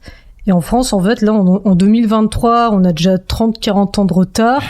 On découvre ce concept, on est là juste à le critiquer, à dire non mais ça n'a aucune substance, machin, ça n'a aucun intérêt d'utiliser ça. Et enfin voilà, je veux dire, il y a vraiment un retard, quoi. Enfin, je sais pas si vous êtes d'accord avec moi, mais on a opposé l'idée du female gaze que moi me convainc pas vraiment. Mais et voilà, et il n'y a que ça en fait qui existe médiatiquement, male gaze, female gaze et rien d'autre. Voilà. Ouais. Et en plus pour en parler de manière un peu réac, quoi, du genre voilà, la critique féministe, ça n'a aucun intérêt, c'est de la cancel culture, etc., etc. Après, moi, j'ai quand même l'impression que le problème, enfin, c'est qu'aussi en France, on fait comme si on le découvrait maintenant, et comme si la seule réponse à apporter, c'était le female gaze, un peu teuteux. Voilà, j'ai cité l'autrice, on va pas revenir là-dessus, mais alors que dans les années 90, il y avait vraiment toute une portion des études cinématographiques féministes, enfin, qui essayaient d'apporter un contre-regard féministe et notamment, enfin, comme on sait le faire en France, quoi, avec quand même un apport du féminisme matérialiste, du marxisme, etc. Enfin, je pense à Geneviève Cellier ou des gens comme ça, et qui sont arrivés, en fait, le problème pile dans le creux de la vague absolue, qui était les années 90-2000. Et que là, il y en a qui sautent à pieds joints par-dessus toute cette biblio pour revenir du monde anglophone avec soi-disant de la grande nouveauté et tout. Enfin, et du coup, j'ai l'impression que c'est un jeu de dupes entre deux parties, c'est-à-dire un féminisme libéral blanc plutôt bourgeois qui fait comme s'il redécouvrait la lune, et puis de l'autre côté du coup des réacs, etc., et qu'au milieu il y a plus la place pour toute une complexité, enfin qui a existé en plus dans la critique française, et c'est ça qui me saoule. Et c'est marrant d'ailleurs par rapport à ce que tu rappelais sur Mulvey, parce que on a l'impression qu'on est encore un peu dans un même débat, c'est-à-dire que elle, dans son texte, moi, un truc que j'adore et qui m'a toujours halluciné, c'est à quel point, en fait, elle dit que le système promeut l'idée de, bah voilà, tu peux pas sortir d'un regard masculin hétérocentré parce que ça te met spontanément dans cette position-là, et c'est comme ça que tu vas voir le monde avec le film. Et en même temps, elle connaît super bien ce cinéma classique. Elle dit que j'ai un entretien que j'adore où elle dit que Hitchcock est quasiment le co-auteur de son texte, etc. Donc elle connaît super bien, elle l'aime, elle est consciente d'apprécier. Elle sait que c'est pour des mauvaises raisons, et elle dit c'est justement pour ça qu'il faut détruire ce système-là, parce qu'il arrive à nous convaincre nous aussi. Et je trouve que c'est vraiment le parallèle avec Barbie, il est tout fait en fait. C'est un film qui, parce qu'il a tous les attraits du cinéma classique de notre époque, on va dire, arrive à nous convaincre, arrive à nous plaire, alors que évidemment on n'est pas raccord avec le discours un peu libéral, un peu méritocrate de ce féminisme-là. Mais à la limite, ce qui nous manque aujourd'hui, c'est qu'on n'a pas la radicalité d'un cinéma vraiment expérimental à la Mulvey et Volen ou des trucs comme ça, qui irait vraiment faire avoir une existence effective aujourd'hui. C'est vrai que c'est un courant qui a pas mal perdu de son activité, quoi. Oui, pour revenir justement à Barbie, puisque tu fais le pont là, au niveau, à la fois, comme tu disais, Clémentine, il y a cette idée d'un espace non sécuritaire pour des hommes, là, mettons, qui se sont un peu sentis fragiles en regardant Barbie, et puis l'idée que on fait pas de cinéma vraiment féministe avec les codes habituels du cinéma hollywoodien, donc il faut réinventer le langage cinématographique de manière plus radicale. Oui, le truc c'est que voilà, moi Barbie j'ai beaucoup apprécié, mais politiquement oui, c'est vrai que c'est pas un film qui me convient. J'ai pas comme ça eu une espèce de plaisir politique, on va dire, devant le film. Alice parlait de la fin où voilà, elle va chez le gynéco et que voilà, ça nous rappelle notre condition. Mais moi personnellement, cette fin, je la trouve je sais pas, elle me met presque mal à l'aise, parce que c'est vraiment, voilà, ça devient une femme, et le premier truc, une femme en chair, et le premier truc qu'elle va faire, c'est de se faire, c'est le vagin, quoi. Enfin, il y a ce truc un peu où on te rappelle les organes génitaux. Enfin, je sais pas si moi ça me met un peu mal à l'aise, mais du coup j'étais un peu voilà. Mais bon, après c'est peut-être juste moi, je sais pas. Alice, est-ce que tu veux prolonger là-dessus ou... Non, je sais pas, je me rappelais juste un truc drôle, c'est que quand t'as dit que le film était pas safe pour les hommes, je viens de me rappeler que quand je suis allée le voir et que je suis sortie de la salle, et il y avait un petit couple, genre jeunes adultes, peut-être 18 ans, qui sont restés un peu longtemps dans la salle, et le garçon il boudait et la meuf à côté elle lui disait non mais faut que tu comprennes, c'est pas contre toi. J'ai juste entendu ça, et le garçon il avait les bras croisés et il regardait par terre, il disait non mais quand même ça va pas, on va pas dire ça. Okay. Il a fallu faire le bureau des pleurs à la fin pour certaines. Oui. Non mais ça veut dire que tu vois, nous on trouve ça hyper pas radical, et puis après il y a des ados, oui, mais c'est ça, mecs qui vont le ça voir que... et ça les bouscule. Moi je suis un peu atterrée, quoi, parce que oui, c'est pas, en plus je veux dire, il y a ce truc où tout est sur le ton de l'ironie, de l'humour, donc il y a aussi ce côté où tu peux te dire bon, est-ce que c'est du lard, c'est du cochon, enfin tu vois, ou tu peux aussi te dire c'est juste du second degré, enfin je sais pas, du coup, ouais. Mais les hommes aussi, on a besoin de nos safe space, on a besoin d'avoir des films dans lesquels il n'y a pas trop de femmes, voilà, ça nous rassure. Il y en a 2-3, on en a cité tout à l'heure. Alors que vos safe space, c'est des trucs de 3h20 avec c'est une film série qui coupe des légumes, bon bah si vous voulez. Mais, c'est bon. Non mais en vrai, je me posais une question justement sur, il est clair qu'on va pas dire que Barbie est un film expérimental. Ma question était plutôt, est-ce que c'est pas pour une fois une comédie très grand public, le blockbuster de l'été, avec un type de référence et d'esthétique qui est pas habituel pour ce cinéma-là et qui est super habituel pour nous. Je dis nous, peut-être le podcast là, on s'entend que ça cite beaucoup Jacques Demy, ça cite beaucoup Michael Powell, Emmerich Pressburger, la comédie musicale, et que ça, esthétiquement, ça c'est un peu insécurisant, j'ai l'impression, pour pas mal de monde qui se définit comme un homme qui va au cinéma. Donc, ce que je dis pas que c'est un film expérimental, mais j'ai l'impression quand même il se joue des choses politiques sur ces choix esthétiques qui sont forts dans le film. Je surinterprète probablement beaucoup, mais il y a quelque chose pour moi quand même à ce niveau-là.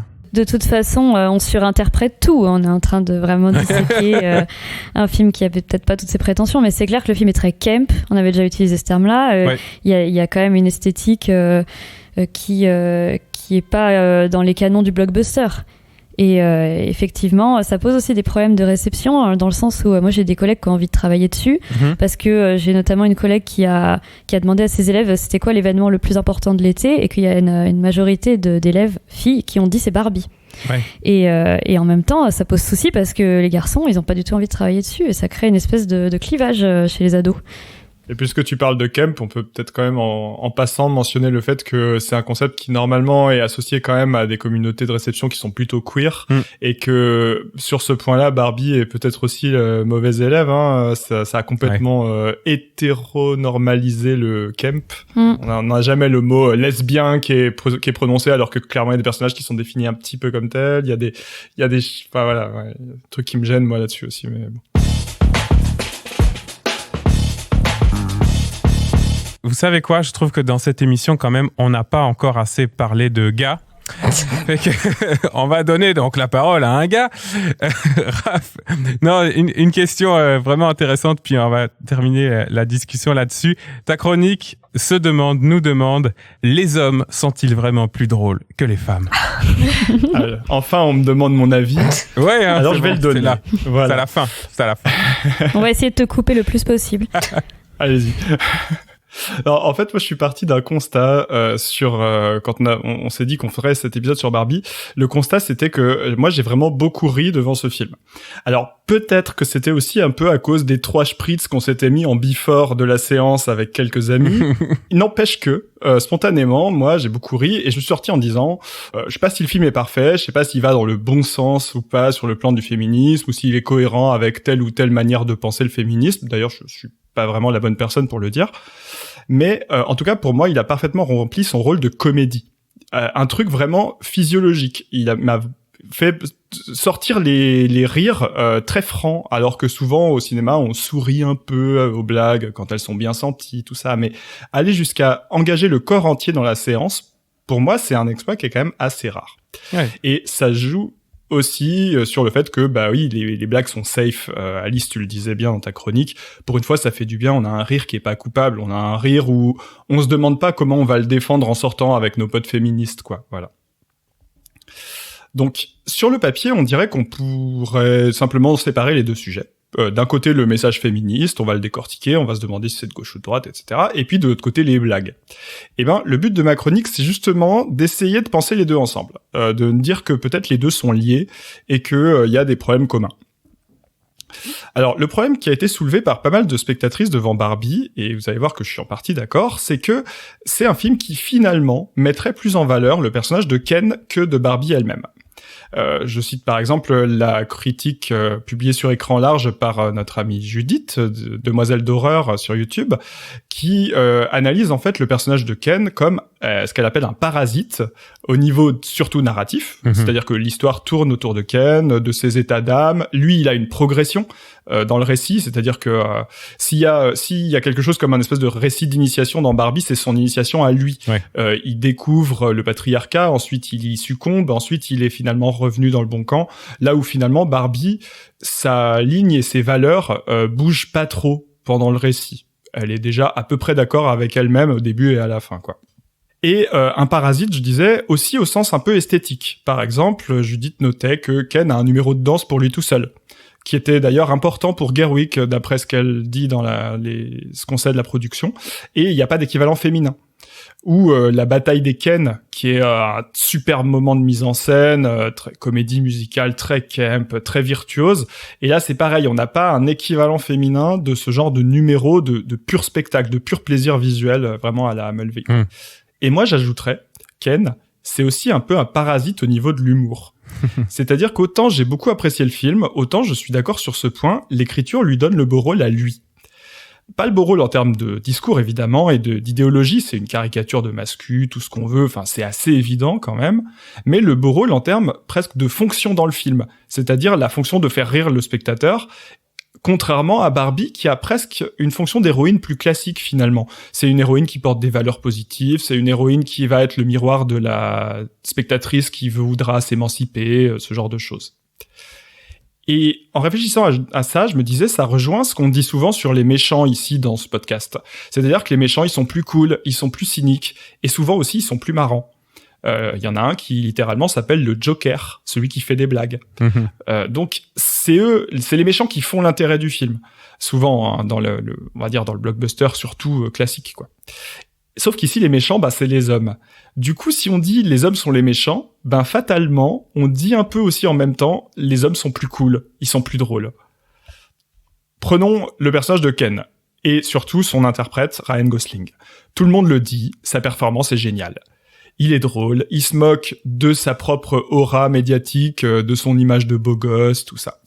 Et en même temps, le paradoxe, c'est que, vous savez, la tagline qui a été utilisée dans le marketing, elle peut tout faire, lui c'est juste Ken. Et en fait, c'est pas vrai. C'est Ryan Gosling qui peut tout faire. Il peut chanter, il peut danser, il peut jouer, il peut faire des rôles aussi bien dramatiques que comiques. Là où Margot Robbie, finalement, a une fonction plus sage dans l'écriture telle qu'elle est pensée par Gerwig et Mommar. La preuve, c'est que on raconte souvent qu'il y a un virage comique dans la carrière de Gosling. Il a d'abord été révélé au grand public dans des rôles un peu sinistres, tout en retenue, où il joue pas beaucoup, le rôle qu'il a dans Drive, dans Blue Valentine, ou encore dans The Place Beyond the Pines. Et puis, au bout de quelques années, on a commencé à cerner son potentiel drôle qui va l'amener jusqu'à ce qu'il est aujourd'hui avec des films comme The Nice Guys, puis La La Land aussi, où il a quand même une partition comique assez intéressante, et puis finalement Barbie. C'est un peu un cliché, parce que évidemment, il a eu aussi des saillies comiques dans sa jeunesse, notamment il a commencé quand même gamin dans le Club Mickey à la télé, quand il avait 10-12 ans. Donc, ça reste des programmes légers et plutôt drôles. Mais les exemples qui vont dans ce sens sont assez peu connus et finalement aujourd'hui on raconte sa carrière comme quelqu'un qui est passé du drame à la comédie et qui aujourd'hui est capable de tout faire comme dit le film Barbie. Donc un vrai acteur vraiment moderne à l'américaine qui joue dans tous les registres, qui est complet, qui a la bonne formation. Et en fait en y réfléchissant je me suis rendu compte qu'il y a plein d'autres exemples de parcours de ce genre chez les acteurs américains. Soit de sa génération, soit même plus vieux. Je vous donne en vrac. Jim Carrey, le tournant sérieux après Eternal Sunshine et Le Nombre 23. Ewan McGregor, celui qui peut tout faire, du drame à la comédie musicale. Alice, c'est pour toi, Adam Driver. Merci. En quelques années, il passe de Star Wars à du film d'auteur mélancolique avec Patterson de Jim Jarmusch, à de la comédie avec Girls ou avec While We Were Young de Noah Baumbach, le co-scénariste de Barbie donc, ou encore récemment Ben Stiller aussi, qui a pris un tournant dramatico-philosophique alors qu'il était un acteur pur de comédie. Bref, et tous ces gens-là, en fait, ils ont un parcours dans lequel ils s'affirment dans un genre et ensuite ils s'épandent et aujourd'hui, ils sont considérés comme complets. Et globalement, on pourrait ajouter tous les acteurs de la génération Marvel, Chris Pratt, Hemsworth, Bradley Cooper, Mark Ruffalo, toujours le même personnage un peu sérieux qui, d'un coup, pour des raisons de production et de coolitude, en fait, sont tirés vers l'autodérision. Et puis, en fait, ces acteurs, ils peuvent le faire. Non seulement parce qu'on leur a appris à le faire, mais ensuite aussi parce qu'on leur en donne l'occasion. Et c'est là, je crois, la grosse différence entre les hommes et les femmes. C'est que le cas de Marvel le montre assez bien. On ne donne pas cette occasion aux femmes de se révéler dans un registre où elles n'ont pas l'habitude d'être. Scarlett Johansson, dans le MCU, c'est la seule actrice majeure de la saga qui n'a déjà a mis une éternité à avoir le droit à son film solo, mais en plus, elle a jamais eu le droit à son revirement comique. Le personnage, il reste hyper sérieux, celle de Black Widow. Il est grave. C'est un personnage qui tranche un peu dans son sérieux par rapport à tous les cool bros qui vont l'entourer, quoi. Et en fait, j'ai ressenti un peu la même chose avec Barbie. C'est-à-dire qu'on reste dans un schéma finalement assez classique qui existe aussi en dehors du cinéma. Le schéma où c'est le gars qui fait le con et la fille qui essaye de remettre un peu de sérieux. Et ça, c'est un cliché, en fait, assez présent dans la société qui impose aux femmes d'être ce personnage qui va casser l'ambiance, qui va remettre un peu de vrais sujets, qui va essayer de tempérer la folie de son mec, etc. Donc par exemple, le truc qui m'a vraiment donné cette sensation-là, c'est, vous savez, le fameux discours féministe de la fin du film, où Margot Robbie déclame un truc dont beaucoup de critiques se sont moqués parce que c'est vrai que c'est assez didactique, c'est assez lourdeau, genre. Je crois que c'est pas Margot Robbie, c'est la mère, pardon, non qui fait son grand discours sur les injonctions. Ouais. Oui, c'est America Ferrera. Le discours beaucoup trop long. Ouais, voilà. Enfin, c'est vrai que spontanément, quand t'as envie de juste te marrer, ce discours il est long.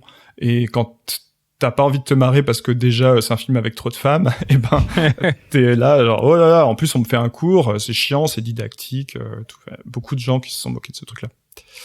Et ben, pour moi, ce moment-là, qui est justement trop long, c'est vraiment la preuve que le film lui-même, en fait, souscrit à ce discours selon lequel le féminisme, c'est ce qui casse l'ambiance.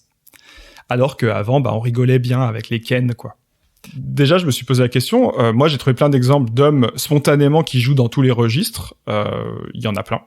Et est-ce qu'il y en a en femmes ? Est-ce que vous avez des actrices qui sont surtout non seulement aussi bonnes dans le comique que dans le dramatique, mais surtout aussi reconnues pour leur capacité à tout jouer et pour leur capacité à passer de l'un à l'autre. Ouais, est-ce que Meryl Streep Ouais, peut-être. Désolé, j'ai cassé tout ton truc. Non, mais au contraire, il y en a. Mais évidemment qu'il y en a, mais je trouve qu'on n'en a pas 50 exemples tout de suite. Non, mais oui, bien sûr. Puis c'est un peu l'exception, Meryl Streep. Oui. C'est un peu comme Catherine Deneuve, quoi. C'est celle qu'on cite quand on veut parler soit d'une vieille femme, soit d'une... Ouais, c'est ça. Je me suis demandé d'ailleurs si c'était plus courant pour les actrices françaises ou pas. Puis je me demande si en fait, en vieillissant, peut-être les actrices, elles vont se tourner plus vers d'autres genres aussi. Enfin, il y a peut-être cet aspect-là, je sais pas. Ouais, parce que des actrices qui ont commencé en comédie puis qui quittent un peu la comédie justement en vieillissant, tu peux penser à Lascaux, à Muriel Robin, dont on a pas mal parlé récemment aussi, qui a été invisibilisée pour bien d'autres raisons, mais ouais, c'est plus une trajectoire de très longue carrière et puis un peu de ok, c'est bon, vous êtes vieille maintenant, vous pouvez faire des rôles de je sais pas, de mère vengeresse ou de choses comme ça, là. Oui, c'est ça. Un peu le cliché, là. Oui, Isabelle Huppert aussi, tout ça. Mais c'est marrant parce que là, t'as cité que des noms français. Et c'est vrai que dans le cinéma américain, il y a ce truc où on impose aux acteurs de savoir tout faire et aux actrices, finalement, certainement qu'elles savent tout faire quand même. C'est juste que on leur en donne pas l'occasion et on leur donne pas l'occasion d'éclater aussi au grand public pour ça, quoi. Bref. Et du coup, on en arrive à la fameuse question. Est-ce que les femmes ne sont juste pas drôles ? Eh bien, figurez-vous que certains ont tenté de faire des études sur le sujet. Je mets évidemment plein de guillemets à études ici. Je suis tombé notamment sur une méta-analyse de 2020 qui a alimenté une grosse vague d'articles à l'époque au titre toujours plus racoleurs les uns que les autres, du type « Les hommes plus drôles que les femmes, : la science a tranché ». Alors, en gros, une méta-analyse, ça veut dire que ça compile des résultats d'études que d'autres ont fait, pas du tout dans l'optique de prouver ça. Donc, en fait, c'est une analyse qui détourne la conclusion de plein d'articles préexistants pour en tirer autre chose que ce qu'ils essayent de dire. Mais, en gros, l'étude en question, je me suis intéressé un peu au cas, ça dit que si on demande à des gens d'écrire un truc marrant et qu'après on anonymise, les gens ont tendance à trouver plus drôle les réponses des hommes. Et apparemment, vu les commentaires que ça a suscité sur les réseaux, ça suffit à des gens pour affirmer que l'humour, c'est un truc masculin. Et encore, je vous passe les thèses de polémistes qui essayent de naturaliser le truc en disant oui, mais le rire, c'est un avantage dans la sélection naturelle, ça veut dire qu'après, on transmet mieux ses gènes et tout. Bon, bref. Tout ça, évidemment, ça s'explique très facilement, hein, ce genre de résultats d'études, par l'histoire et par la sociologie. On encourage les hommes à développer leur humour, on encourage les femmes à rester discrètes, et notamment, il y a un livre qui s'appelle « Le rire des femmes » de Sabine Melchior-Bonnet, qui montre bien à quel point les formes d'humour dans la société occidentale sont souvent perçues comme vulgaires et donc inconvenantes pour des femmes, et donc forcément, elles partent avec un maxi retard quand il s'agit de faire un truc qui va susciter l'adhésion populaire pour être marrante, quoi. Et alors ça se ressent, je trouve, dans la structure des productions hollywoodiennes. C'est-à-dire quand on regarde les grands sous-genres de la comédie, soit on écarte complètement les femmes, ça va être le buddy movie, et je crois pas qu'il y ait d'équivalent féminin de films de potes, mais que avec des femmes. Enfin, en tout cas, j'en connais pas. Il y en a peut-être, mais il y a The Descent, mais ça tourne mal. Ouais, alors je pensais vraiment en comédie, The Descent. On peut le voir au second degré. Il y a ces films là. Comment ça s'appelle ? Celle qui doit se marier et elles font plein de conneries avec ses demoiselles d'honneur. Je sais plus comment ça s'appelle. Bridesmaid ? Ouais, je crois. Non, c'est pas ça ? Ouais, peut-être. Il y a peut-être un sous-genre de la gang de filles, comme on dirait au Québec là. à la Sex and the City, Ouais, c'est vrai. là. Bon, sinon, il y a Bande de filles de Céline Sciamma. Je sais pas si on rigole beaucoup. Apparemment, toi, ça te fait rire. Moi, ça me fait rire, elles me font rire. Alors, il y a pas, alors je sais pas si c'est drôle, il y a une espèce de film de braquage avec Jennifer Lopez, là. Ah oui. Non, mais je sais pas si c'est comique. Mais bon, il me semble que ça a l'air un peu, enfin, ça a pas l'air d'être un film non plus sérieux, quoi. Donc, je sais pas, peut-être que ça pourrait rentrer. Voilà, la conclusion un peu de notre liste, c'est que oui, il y a des gens qui essayent de produire sur le modèle du buddy movie et donc pas du tout un genre qui est adapté au fait que ce soit des personnages féminins. C'est ça que je comprends. Eh bah oui, en fait, tout ça, c'est un problème d'écriture, évidemment. Hein. On écrit des films de potes entre mecs, on écrit éventuellement des comédies avec une part de romance, mais où souvent on va retrouver ce schéma de l'homme est plus excentrique, plus foufou, et puis la femme un peu plus premier degré, elle va croire sincèrement à l'amour, tout ça. Et de manière générale, Occitane, tu parlais de cinéma post-moderne. Moi, c'est un concept que j'aime bien pour décrire ça aussi, parce que je pense que ça a quelque chose à voir, en fait. C'est, en gros, alors post-moderne, en gros, c'est quoi? C'est ce qui est devenu le cinéma de divertissement depuis 50 ans, qu'on pourrait résumer très grossièrement par le fait qu'on est dans une époque où les films essayent de trouver un mélange entre la grosse production hollywoodienne classique et un esprit un peu plus second degré avec de l'autodérision, des clins d'œil, du méta. Les premiers à avoir fait ça, c'est Spielberg, Lucas, et puis aujourd'hui, c'est devenu quasiment dominant, quoi. Et en fait, le cinéma dominant, avec ce tournant post-moderne, je trouve qu'il a appris à mettre de l'humour partout, en gros. Et ça a contribué à forger des générations d'acteurs qui ont dû coller avec cette exigence, qui ont dû apprendre à faire le héros musclé, mais aussi drôle, mais aussi qui sert de lui-même, etc. Et donc, ce petit sourire en coin qu'on va rajouter sur un jeu d'acteurs classique, finalement, ça fait qu'aujourd'hui, on en hérite avec ces acteurs très polyvalents. Sauf que, oui, c'est une révolution, un tournant postmoderne, tout ce qu'on veut, mais qui a concerné que 50% des rôles, quoi. Les rôles des hommes. Et aujourd'hui, beaucoup de scénaristes continuent à écrire des personnages ironiques, des personnages qui ont de la distance, mais d'un seul genre. Alors évidemment, ça bouge un peu. Moi, je suis très fan aussi du personnage qu'ils ont fait de Phoebe Waller-Bridge dans le dernier Indiana Jones. Moi, je trouve que non seulement il est bien écrit et pas insupportable, mais en plus, elle est très drôle. Mais voilà, c'est ça tranche. On voit la différence par rapport au vieux Indiana Jones dans lequel il y avait Harrison Ford le farceur et les femmes autour de lui qui rigolent pas à ses blagues, quoi. Donc voilà, je sais pas ce qu'il aurait fallu faire pour Barbie. On sent bien que le film a envie de faire une espèce de bon élève du féminisme, de forcer sur les traits de l'homme ridicule versus la femme sympa, tout ça, qui se moque pas des gens, qui est dans la sororité, tout ça, mais finalement dans une société qui va valoriser socialement le fait d'avoir un humour plutôt noir, d'être dans le clash, dans la vanne, un personnage un peu trop positif, ça le rend moins attachant aussi peut-être que l'antagoniste.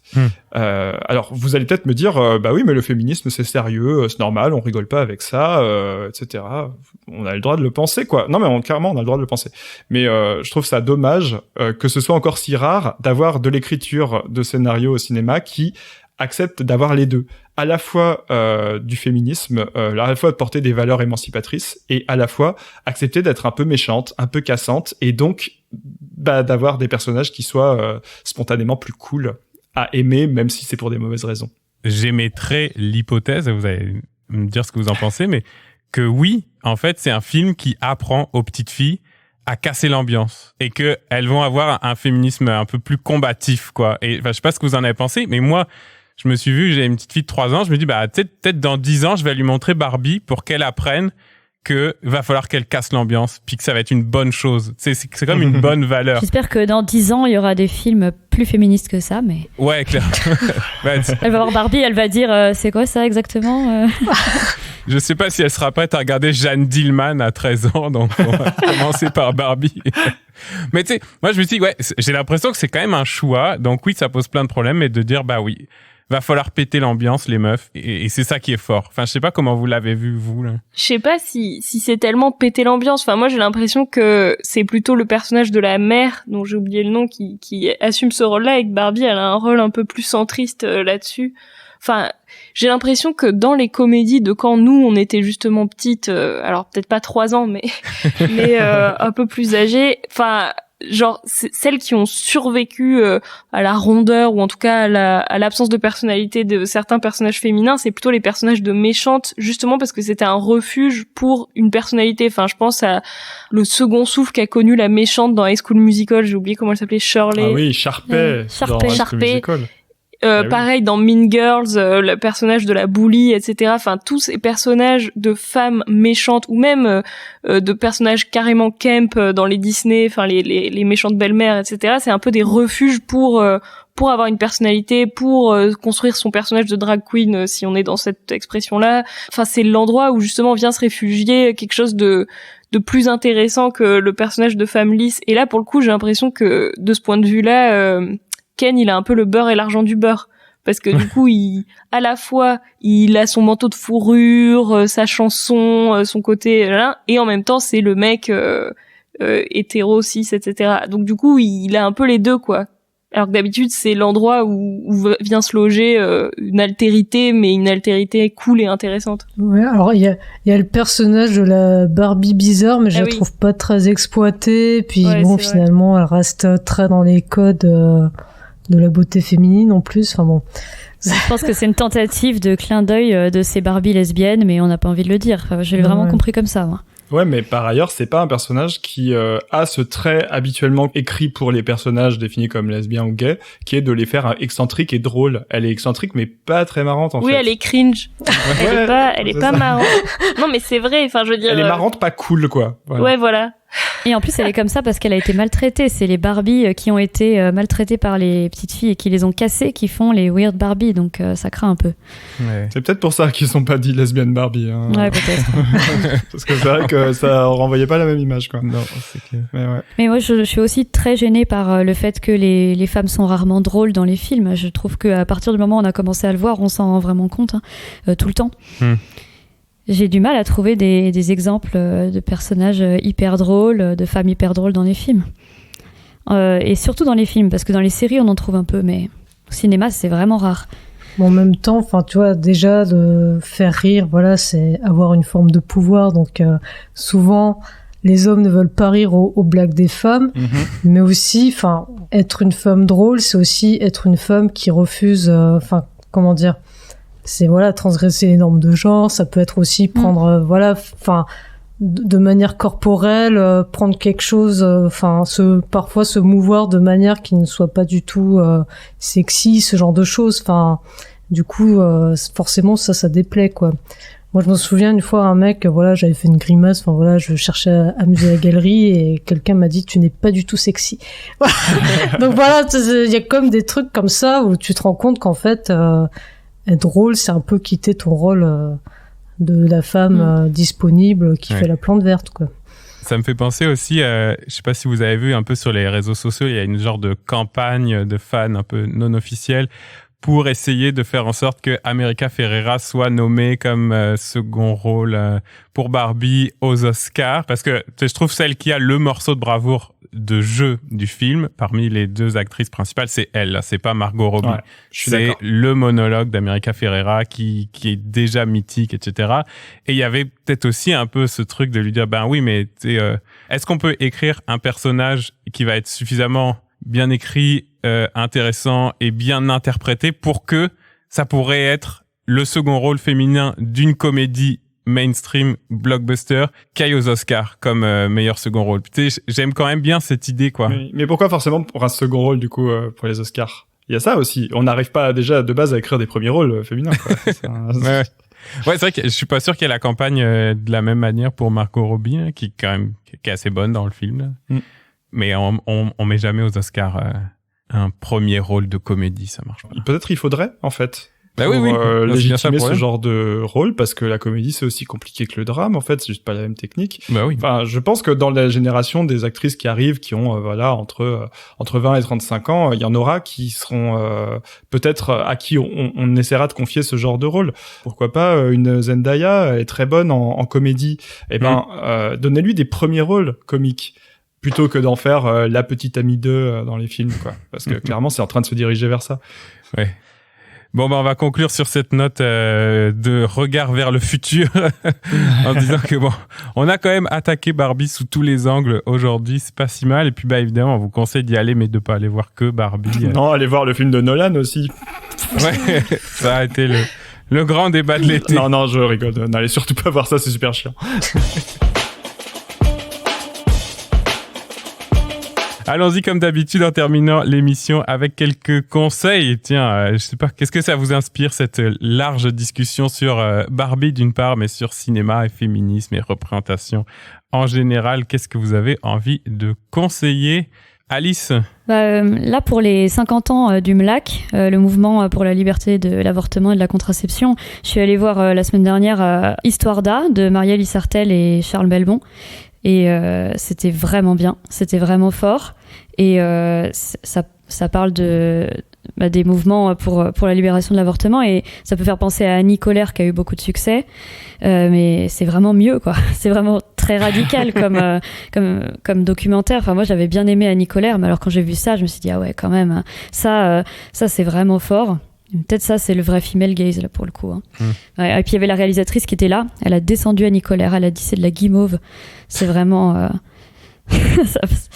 Elle était un peu écœurée par ce film. Je vous conseille, du coup, d'aller voir des documentaires féministes des années 70. Quoi. C'est super. Clémentine? Je vais pas être très original, je vais dire Anatomie d'une chute, voilà. C'est bon. Ah oui. Je l'ai pas encore vu, mais je pense qu'il est en train de sortir au Québec. C'est vraiment bien, hein. C'est vraiment très très bien. Incroyable. C'est vrai que d'habitude on fait un peu les festivals de Cannes Zouz, là on dit à la fois que le festival de Cannes c'est nul et que les films primés à Cannes c'est super. Ouais. Enfin, désolé mais c'est encore vrai quoi. C'est bon, vous pouvez aller réécouter notre épisode du mois de mai sur Cannes. Moi en général quand les gens sont hyper dithyrambique sur un film. Souvent, j'y vais avec enthousiasme et je suis très souvent déçue. Mais là, je n'ai pas été déçue, donc c'est que ça doit être bien. C'est bon. Occitane, qu'est-ce que tu conseilles? Alors, au début, je parlais de Maïs Etterling, donc allez-y. Mais sinon, là, dans la discussion sur la comédie, ça m'a fait penser à une sitcom que j'ai découverte cet été, alors qui est pas du tout récente, mais en fait, c'est dans petit aparté, c'est dans Drag Race France. Il y a une des candidates qui a fait un hommage à cette sitcom britannique et du coup, ça m'a donné envie d'aller voir. Ça s'appelle Absolutely Fabulous, donc absolument fabuleux. Et c'est une série de Jennifer Saunders, qui est une comédienne britannique absolument hilarante et qui est donc créatrice de la série, mais aussi qui joue le rôle principal avec sa co-actrice qui s'appelle Joanna Lumley. C'est celle qui joue dans Chapeau melon et bottes de cuir. Okay. Et c'est une série des années 90 sur deux femmes qui travaillent dans le milieu de la mode, qui font n'importe quoi, qui font que boire. Enfin, c'est très camp. Pour le coup, ça a beaucoup inspiré la scène drague britannique, mais aussi c'est vraiment à mourir de rire. Enfin, moi j'adore. Et c'est une série où il y a pas d'hommes en fait. Enfin, ouais, jamais, je crois, ou très très peu. Enfin, c'est vraiment des rôles extrêmement marginaux puisque les seconds rôles ce serait la mère de l'héroïne et sa fille. Donc voilà. Donc en gros, c'est le pitch de la série, c'est leur quotidien et c'est absolument l'humour britannique trop marrant. Voilà. Je suis choqué. Pas d'homme. Et pas d'homme. Absolutely fabulous. Puis on rappelle parmi tes conseils un peu cachés dans ce que t'as dit, Drag Race France aussi, évidemment. Ah oui, incroyable saison. La saison 2 était ouf. Et c'est le service public. C'est le service public. Moi, on a parlé justement de séries. Peut-être j'avais envie de citer Fanny Herrero, qui est quand même la grande showrunneuse française, très connue pour 10%. Mais je vous conseillerais bien la série Drôle, qui a pas super bien marché sur Netflix, qu'elle a lancé dans le sillage de 10% juste après. Moi, je pense souvent à ce que t'as dit, Alice. Tu rappelais que c'était quelque chose qui t'avait marqué depuis notre expérience de regarder que des films non faits par des hommes pendant un mois, sur les petits détails du quotidien et sur ces choses qui n'auraient pas pu être écrites par un homme. Et j'ai trouvé beaucoup de ces choses-là dans les personnages féminins de la série Drôle, et ça m'a beaucoup plu pour ça. Et je vérifiais donc le pool de scénaristes de cette série, c'est 5 scénaristes, dont 4 femmes, et les conseillers et conseillères qui s'occupent du stand-up, puisque c'est une série qui se déroule dans le milieu du stand-up. C'est aussi très très paritaire, puisqu'il y a 4 conseillers et conseillères, dont une femme, Fanny Rué, et une personne non binaire, Shirley Soignon. Fait que ça se ressent beaucoup dans l'écriture. C'est pas une série formidable, mais il y a beaucoup de choses très très bien faites et bien écrites, et rien que pour ça, je la conseille. Il y a aussi le fait que le personnage masculin secondaire auquel je m'identifie dans la série, et qui est papa et doctorant en fin de thèse. Pour ça. Il y avait beaucoup trop de moi dans cette série, mais en tout cas, je la conseille quand même. C'est vraiment une bonne série. Et puis le podcast que Fanny Rué a fait avec Fanny Herrero, qui s'appelle Les gens qui doutent, où elles ont vraiment une discussion très très intéressante sur la création puis l'industrie des séries françaises, et notamment la place de toutes les personnes qui n'y sont pas des hommes. On conclurait comme d'habitude avec de la grosse auto-promo. Où est-ce qu'on peut vous voir, vous retrouver, vous écouter, vous suivre, et qu'est-ce qui s'en vient pour vous, Clémentine? Donc sur YouTube, Cinéma et Politique, et ma dernière vidéo est consacrée au film de complot états-unien des années 70, début 80. Voilà. Et elle est vraiment super. C'est très très riche. Là, on a l'impression, quand on dit ça, film de complot, faut aimer, faut en avoir vu et tout. Franchement, ça brosse toute l'époque et tout. Moi, j'étais très très impressionné. Merci. Et puis, t'as déjà dit sur quoi t'allais travailler dans la prochaine vidéo. Moi, j'ai très hâte aussi. Alors, je reste vraiment sur les classiques, mais bon, en même temps, sur YouTube, c'est compliqué d'attirer les gens quand tu parles de trucs obscurs. Mais voilà, j'ai choisi Nosferatu. Ouais, moi j'ai bien hâte de savoir ce que t'as à en dire justement avec l'angle très politique. Ça va être très cool. Occitane, où est-ce qu'on peut t'écouter, te lire? Comme d'hab, Débordement, l'esprit critique sur Mediapart, c'est son accès libre. Et puis en ce moment, je viens de sortir un vidéo-essai sur le site du jeu de pommes qui m'a été commandé par Palm, le jeu de mots Palm, jeu de pommes, qui est la revue en ligne du musée, et qui est un vidéo-essai sur les films tournés dans le désert du Sahara et qui abandonnent leur décor là-bas et qui deviennent des endroits de tourisme pour les Occidentaux qui n'ont qu'une envie, c'est d'aller fanboyiser, fangirliser plutôt que de voir des vrais vestiges archéologiques. Ok, c'est trop intéressant, vraiment. J'ai trop hâte d'aller écouter ça, vraiment. Alice, où est-ce qu'on peut te suivre? Vous pouvez toujours me retrouver sur Twitter, et du coup maintenant aussi sur Mastodon et sur Blue Sky. Oui, c'est vrai. C'est toujours philo au poulpe. Hein. J'ai mes tentacules partout. Moi, je suis obligée de cross-post en continu pour essayer de trouver l'audience où elle est. C'est devenu infernal. Mais ça va, à chaque nouveau réseau social qui s'ouvre, personne n'a pris ton pseudo philo poulpe, c'est correct? Ouais. J'ai de la chance. C'est bon. Raph? Moi, c'est pareil, hein, Raphaël Jodon sur Twitter, sur Mastodon, sur Blue Sky. J'en profite pour dire aussi que Une invention sans avenir est aussi en train d'étendre ses tentacules sur tous ces différents réseaux. Donc, si vous en avez marre d'Elon Musk, venez nous retrouver sur Blue Sky. L'ambiance est bonne aussi, différente, mais bonne. Donc, bon, voilà. Blue Sky, c'est toujours tenu par un libertarien, mais bon, malheureusement, faut faire avec. Écoute, on vient de dire du bien de Mattel et Warner. Donc bon, pas que du bien, mais quand même un peu. Donc. C'est bon. Et quant à moi, j'avais l'habitude de vous dire que vous pouviez me retrouver avec une émission de chansons, mais elle est en pause en ce moment parce que j'ai un peu trop de choses à faire dans ma vie. Mais j'ai lancé une autre émission qui parle de plateformes numériques et de réseaux sociaux, justement, où je parle avec des chercheurs et des chercheuses en sciences humaines pour comprendre un peu c'est quoi la recherche du moment sur les plateformes, et justement pas parler que de trucs technologiques, parce qu'en fait souvent ça a des impacts sur nos vies qui vont bien au-delà des algorithmes, de ce que sont vraiment les algorithmes, et de ce qu'ils nous font et de ce qu'on peut ressentir des plateformes et de leurs effets sur nous. Fait que ça s'appelle Tout est dans le cloud, et c'est évidemment sur les ondes de CISM au 89.3 en FM à Montréal, dont je suis maintenant directeur de la programmation. Je le redis pas. Ah, il n'y a pas de plafond de verre, hein, là-bas. Non. Les trentenaires chauves et barbus, ils ont leur place. Et ça va, ils m'ont accepté malgré mes 3 enfants et mon horaire très très chargé. Et ton accent français. Déjà ça. On termine justement par un petit shout-out, puisque Une invention sans avenir a fait peau neuve avec un nouveau visuel et des nouveaux jingles. Fait qu'on dit merci à Sarah pour le visuel et à Joël pour la musique. Sarah, c'est Lumi sur les réseaux, et c'est celle qui tenait la chaîne Vidéodrome, qui va faire maintenant des vidéos sur Blast dans Rhinocéros. Allez suivre son travail, c'est vraiment génial aussi. Eh ben merci à tous et à toutes d'avoir été à l'écoute aujourd'hui. Merci à vous au micro. Si on en croit un jeu de mots qu'on a déjà fait dans cette émission, l'épisode 22 pourrait être sur la la police.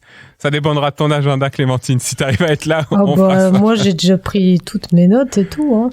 C'est bon. Gros sujet sur la police avec En Clémentine. plus, c'est encore pour parler de féminisme. Police et féminisme. C'est bon. Oh là là, quel programme. Police, féminisme, attention, je sais pas ce que ça va être la conclusion. Ouais, c'est rare qu'on arrive à teaser l'épisode suivant. On est organisé en ce début de saison, ça durera peut-être pas. Ouais, tout peut encore arriver. Hein. Merci à tous et à toutes d'avoir été à l'écoute. Et puis donc on se retrouve dans 4 à 6 semaines. Donc pour l'épisode 22 du podcast Une invention sans avenir. Bye. À la prochaine. Salut Salut tout le monde.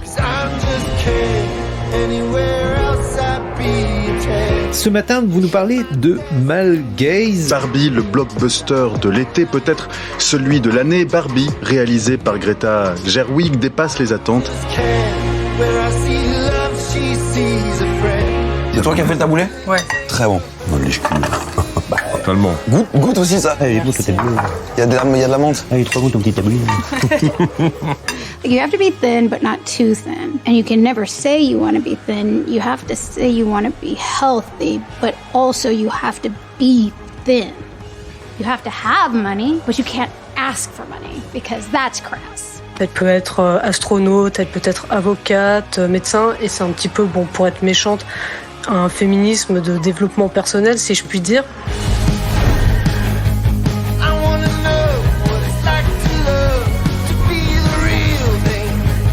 Alors je sais pas si on dit Gerwig ou Gerwig depuis le début de l'émission, j'hésite. Mais qui te fait à manger? Bah moi je me fais moi. Tout seul. Moi mais je fais pas ça.